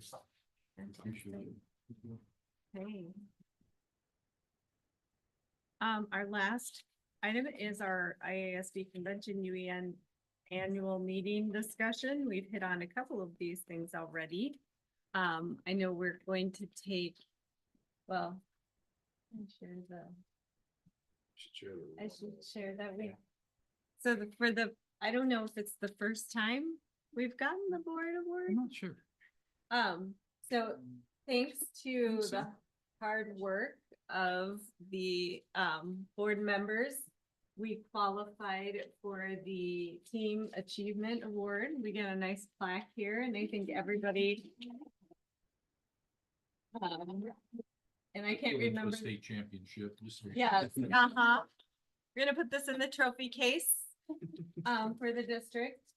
And so I just kudos to all our board members who worked on that, and then also received individual achievement awards. And we're gonna take, when we have everybody here, we're gonna take a photo when Lori comes back. But who would like to start with their sharing?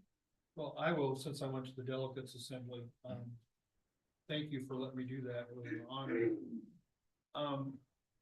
Wednesday morning from 9 o'clock to about noon, we had a delegates assembly, and where every school district was represented, and we had like 40 some resolutions to look at for the legislators, and it was going pretty smoothly until about a third of the way through.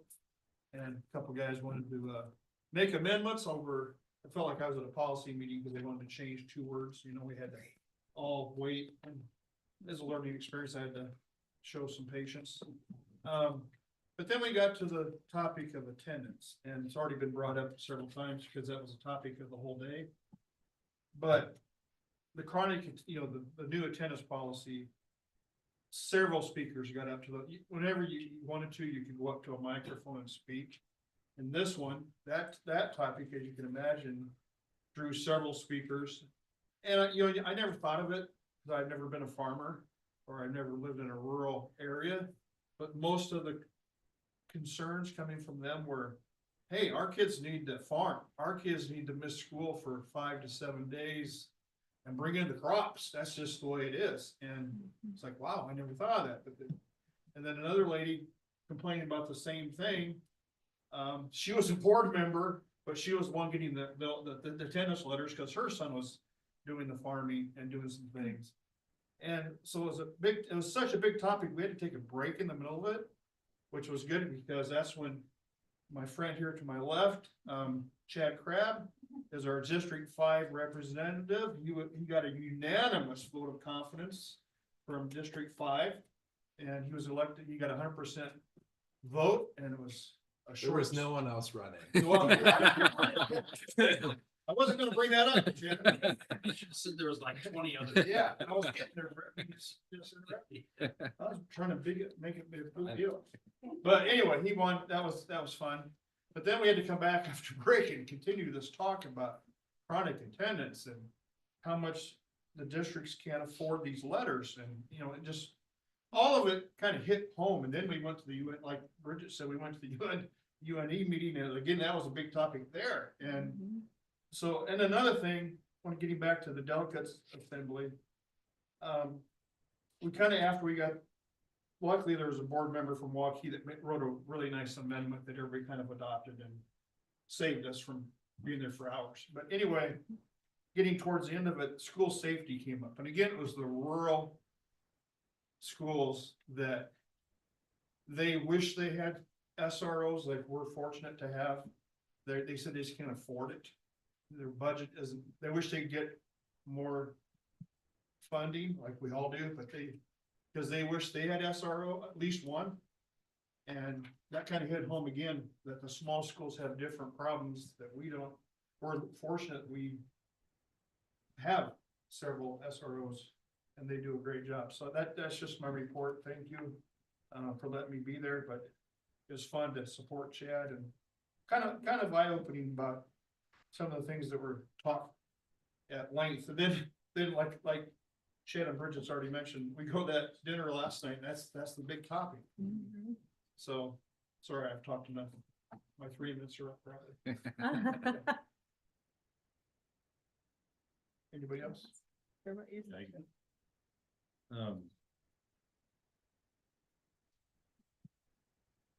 I guess the first one that we went to, it was kind of more for board related things. Bridget, Chad and Dirk and myself were there. I kind of talked about just more of hard conversations that we have to have at the board table. Her name, Sarita? Yeah. Sarita Maven. And she talked about, and this was, I know it's gonna surprise a lot of you, but when do you open your mouth and when you keep your mouth shut? For me, I know everybody's in shock on that. But it talks about how do you know when you should confront something when we get phone calls from people about the hot topics, and the attendance is probably going to be one that's going to be coming up, and redistricting, things like that, on how do you she gave kind of 10 different things on how you can present those things, and I won't go through them all, but it just I think, did you guys get cards? Did you bring your cards back? Maybe we can print them off, share them with everybody, but Really good. but there's 10 of things. Just a couple of them are like I guess the two we were asked to come up with, talk about 2 different things, and mine was help me understand, and how can we resolve this? Was the 2 that Rick and I think those are the 2 that came, and it's just more like when we talk to people, because they want their problem resolved, but sometimes you want to just be like, she made a mention of the WTF, like when they call in and you're thinking, what the, and hopefully I didn't say that. I still kept it under my breath, but anyway, so that was a good topic. good thing. How- Are what they're doing is having a negative impact, and what is it? And what is it, or is it affecting your attitude? And what are the consequences if not confronting? So those are the things that she says, well, ask yourself before you go into these long conversations. And the other, and I went to the keeping students at the center of the work. And I found that we're doing a lot of the things. Of course, I forgot to write down what school district this was. It was Council Bluffs that was talking. Okay. And so they were talking about just the goal of improving academic achievement, which we're doing that. Guarantee that each student is future ready, providing successful transition for students, connecting board with the schools. I think we do a good job on doing that. To get out to our schools, having our visits, database, collaboration with leadership. They do a little bit more with IASB. When we had our little board retreat, they brought the leadership people in as well. And I thought that was probably a good idea, because we're usually listening, to their recommendations, and then we have to make decisions based off what the administration wants. We know there are good intentions, but, our role is more advocating for parents. Not that we're against the administration, but we also have 7,300 families out there that we have to try to tell, okay, well, this is why and that. So I've kind of talked about having those leadership things together so we can understand more of where they're coming from. Not that we can't have those conversations, but it just gets us together and works with them a little bit more. And it was more on because each time you have new board members come in, the old people like Lori here, has been around the block a few times. But somebody like Kelly may not know some of how the administration, anything about them, or how they work, or Who they are. just those type of things. So I thought that was one good takeaway. Of course, we just did our final school improvement stuff. What they did, I'm not sure if I liked it. I like how we do it because it gets it over with. But I called it speed dating. It's like they'll take a principal from the school, and it's 2 board members that'll go, and they'll just keep going.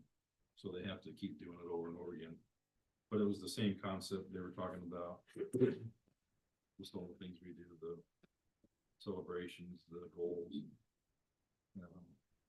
student and staff results, safety, security updates, and district incentives are kind of, some of their focuses in those. How do we align the work? When the board work sessions, they have an hour early, not advocating for an extra hour meeting, but they start an hour early before the regular meeting and actually have and we used to do it, workshops, where we don't really do workshops anymore. Use that business. They would come in and they do a workshop with board goals and things like that. So staff student recognition, which we do, we bring people to board. I think the resolutions, we've done resolutions. And I think the high points of it was becoming a learning board, using the IASB for the training. And we don't talk about it a lot here at the board table. I know there's strategic goals out there, but it's probably something maybe we had a strategic planning. I know when you first got here, you did one. The previous superintendent, we did one. And that's when we came up with all the core values and stuff. I know we do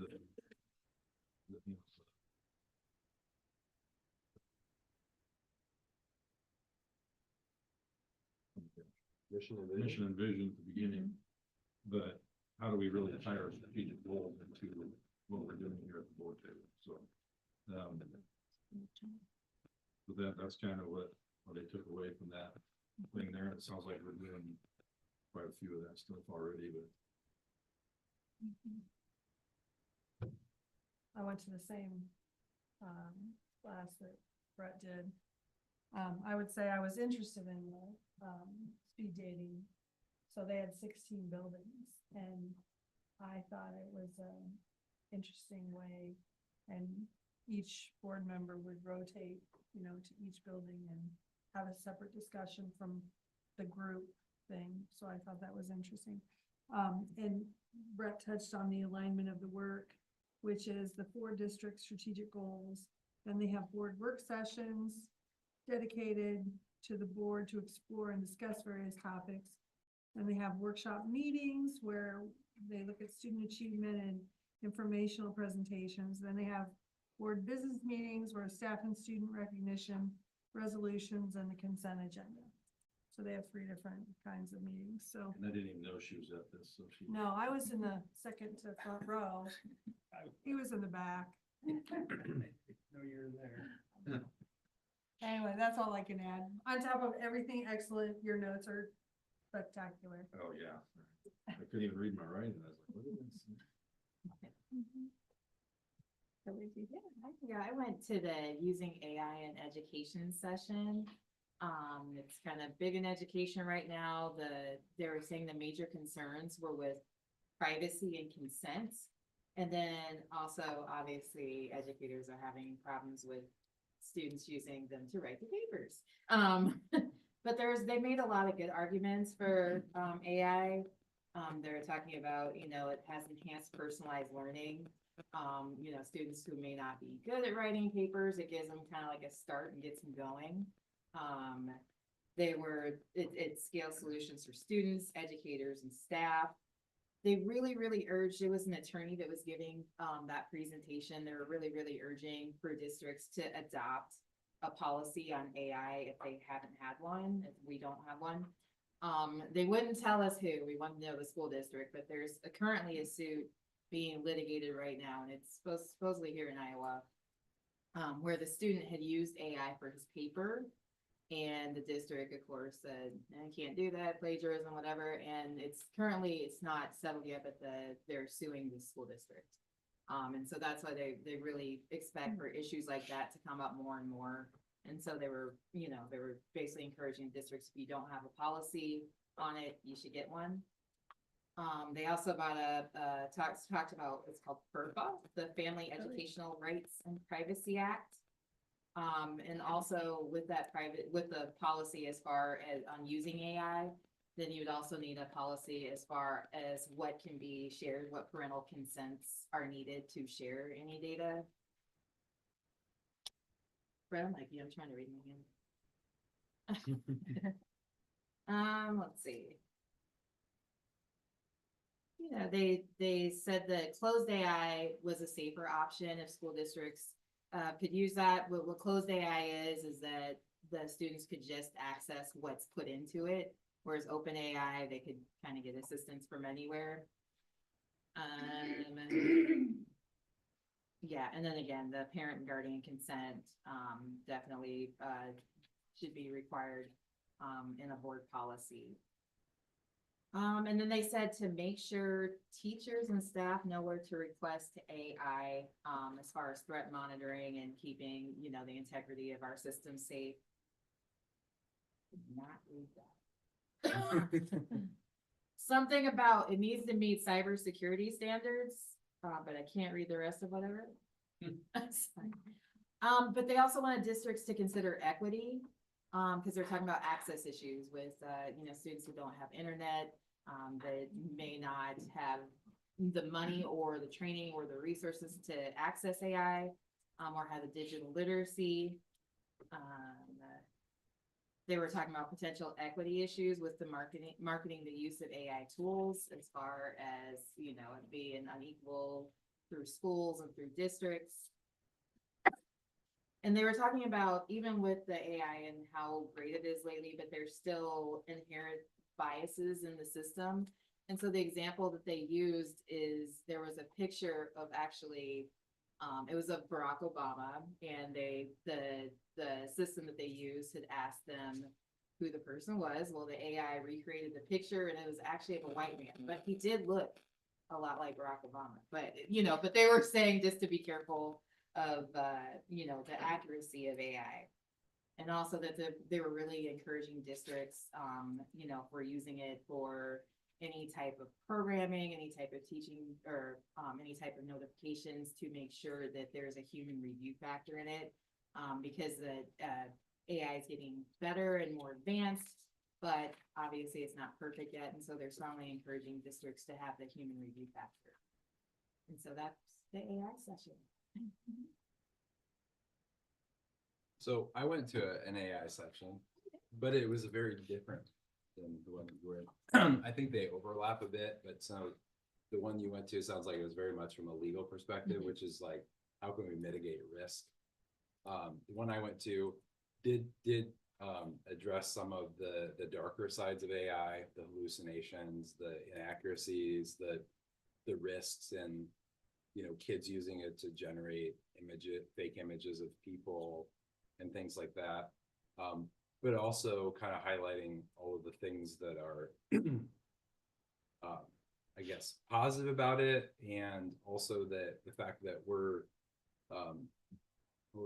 what I wrote down here, we're living through an inflection point. And this isn't one of those things that we can say, we'll just kind of wait it out and it's going to go away, because it's not. It's going to be part of, I took a picture of a slide, I don't have it up here, but like the projected number of jobs that are going to be transformed or eliminated or changed. And that's everywhere from teaching and things that we deal with at Southeast Polk to careers that our students might go into. So it's not something that we can just like try to stop people from using. Like I think it's something that we need to talk about. The policy was brought up too, and I think that's important, that we need to have policies, guidelines, and then we also need to think about how students might use these tools as they go through their education, to learn and be adaptive with learning, and also for careers that they might go into. I know for myself, I don't use it heavily, but in like the number one use case right now for AI is writing code. And it was like 40% or something like that. And I do that myself. Like, it's not the code that I deploy into production system, but it's a code to give you a start to work through things. So I think there's a lot of uses like that we could take advantage of. There was one that I'd never heard of before.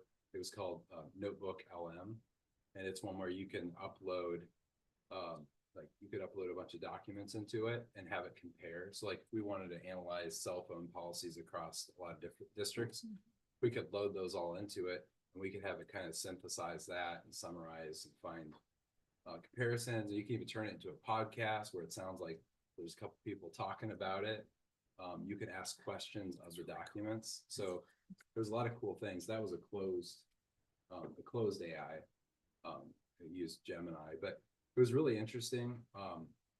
The speaker was the co-founder and CEO of AI for Education.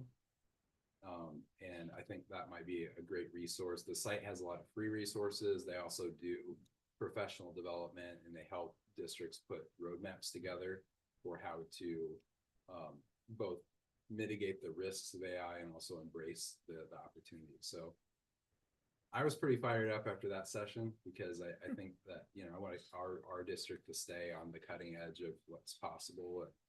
I think that's something we should really talk more about.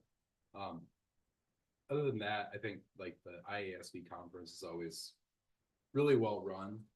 And as a board member of IASB this year, it was a little different, because I kind of got to see how things, work behind the scenes, and it's pretty amazing how smooth and efficient everything is, and the level of speakers that they bring in districts around Iowa to talk, like Council Bluffs and Bettendorf, but also bring in some of these big name speakers that are very, very motivational, and exciting to listen to. And I think maybe there's some opportunities for us as a district to, and I'm sure we have in the past, but even present it at the conference, thinking about our implementation of like Project Lead the Way, and Leader in Me.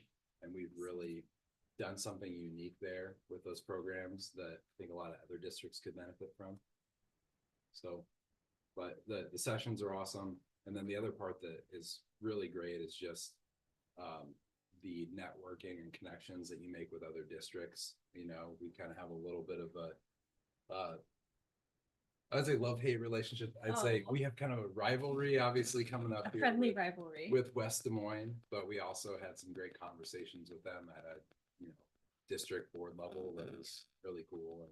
We had Um, lunch with the West Des Moines School District and we kind of find each other at and we have this fun, back and forth about being rivals and the upcoming game and stuff. And so might be some fun photos out there. But, Yeah, the West Des Moines, Waukee, Iowa City. I mhm. mean, a lot of other districts that are similar to us in a lot of ways that, being able to have conversations with them and saying, what are you guys doing with this or that, or is really beneficial, I think. So. Absolutely. Well, everyone touched on some great things. I'm gonna try to be brief, but there's just so much good stuff. Like I would come back every year and have all these notes. I think one session I went to that no one has mentioned, I know she did a keynote as well, is this focus on poverty, the poverty informed school system. And Donna Beagle was the speaker. And she grew up in poverty, and she talked about how the vocabulary is different. There's things she did not know and did not understand. And when someone would say something like, oh, well, they're just like you, or we're all the same. Well, that to her was living like her parents were migrant workers, and it was not always, it was being homeless at times in her life. And when she saw someone's life that was different, it was just a total eye opener. But just keeping that in mind with our students, that they may not even have the vocabulary for some things, or to them, like, oh, if you want to find what motivates them, find out what's important to them. And I think we all know that, but like to her, a job was what a migrant worker was. Why would that be a goal for her? She wanted to be a mom so she could, maybe her kids would be smarter and educate them. So that was her mode. That's the thing that motivated her to go to school. And so that was really good. A lot of great information then there. I went to the follow-up session from the keynote that Brett talked about, Sarita Mabin, and she kind of did the deep dive into staying positive and focus on your board work and beyond, and talked about like in schools, like it could apply to anybody, but especially people who work in schools, and talked about rules for responding to criticism. And she has 2 rules. One is ask for more.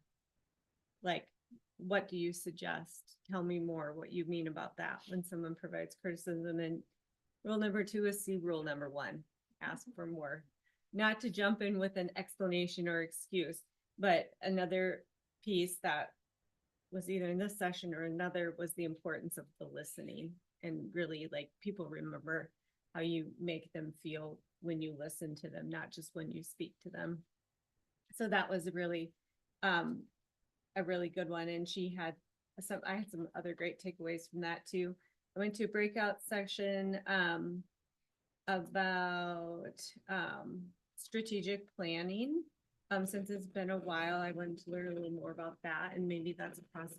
I don't know. We haven't really had a conversation about having that process, but it might be something to look at soon. And then let's see, the final keynote was Dr. Anthony Muhammad, Time for Change, Transforming School Culture. And he talked about the kind of the tension between the innovators that he called believers, or I don't know, he had a couple models, but innovators and traditionalists, or believers and fundamentalists, and how innovators tend to be more optimistic and ready to move forward, but then you have traditionalists who don't really want change. And you could have 30 innovators in a school, say, working in a school, and 2 traditionalists, who are really loud and vocal and could hold the whole,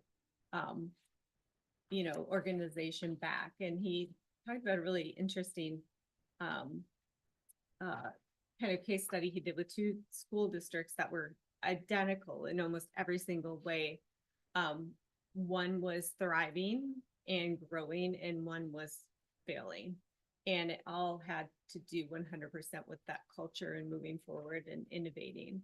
But his main things to be a, lead for change and moving forward and being in progress are why, communication being number one, who, like establishing that trust, which comes from communication, how are we going to do this, the capacity, making sure that people don't feel overloaded.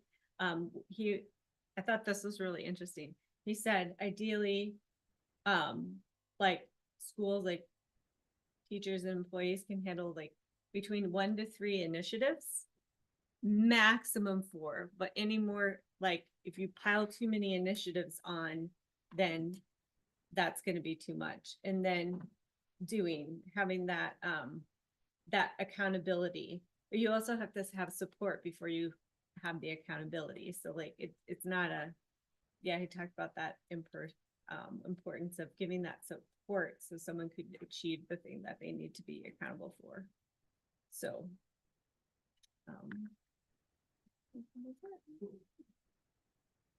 I think this is the most people since my time on the board we have had attend in a year, and it's really cool getting to hear everybody's input. And we kind of decided to divide and conquer. Like I really wanted to go to the one Brett and Lori went to, so I'm like, okay, what did you get from that? Or like the AI. So I think that was a valuable time. We received an award. Yes, you were in Absolutely. the restroom when I was talking about it. Oh, sorry. You did. No. Take the picture. I was so excited about it. I said when you came back at the end, we would take the photo with the Okay. award. We might even take it out of the class. So we take the picture. Yes, we'll take the picture. Is our final. He's been waiting all day. I know. If So patient. if you wouldn't mind, just let me say one thing. Oh, yes. Yeah. Sorry, you were I there I too. won't go through the fact that I got to shake Anthony Muhammad's hand and he's one of my heroes. Very I won't go that far, but I know there's a couple people in the audience that might be jealous of that, so I just had to throw it out there. Anthony Muhammad, the final. he's awesome. No, but here's what I wanted to say. As we sit here and we've had a chance to listen to this, what you guys as a group are doing, not only just by going there, and yes, I mean, this is by far the most we've ever had there at this. I think my first year here, one person came with me. And there may have been a year where nobody else was there. So, I mean, hats off that you guys have taken this seriously, but you're the leaders of this learning institution and you're demonstrating your commitment to learning. And you're sharing that with everybody tonight too. And there's no better way to lead than through that kind of outright effort like that. So just thank you for that. I think it just sends a really powerful message to our community and to everybody who's out there. So I just wanted to say hats off. And I had multiple different people, superintendents, ISB people stop by and say, how the heck do you get so many people on your board to come over to this? And then a couple of them were, wow, we had a conversation with your board and they're pretty impressive. The level of that conversation is not like a normal board. They understand MTSS. They understand the chronic absenteeism law. They have some basic framework around there. So hats off again for being engaged in your role, the high paying role of being a board member. High paying. It's Getting raises this year too. But we do need to take a picture Yeah. with this award. All right, Jeannie wants to go home. Do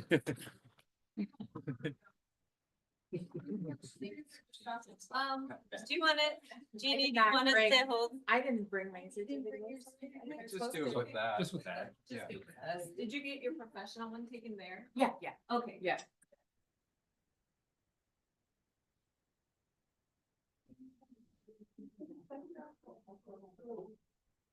I just want to show off my flippers.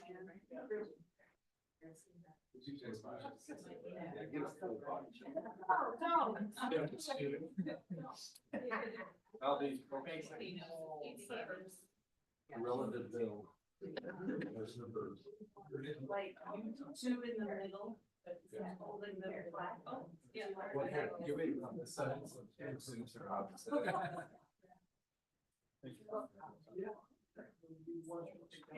Everybody just a little bit. Here we go. 1, 2, 3. One more. 1, 2, 3. Here we go. Congratulations. Yeah,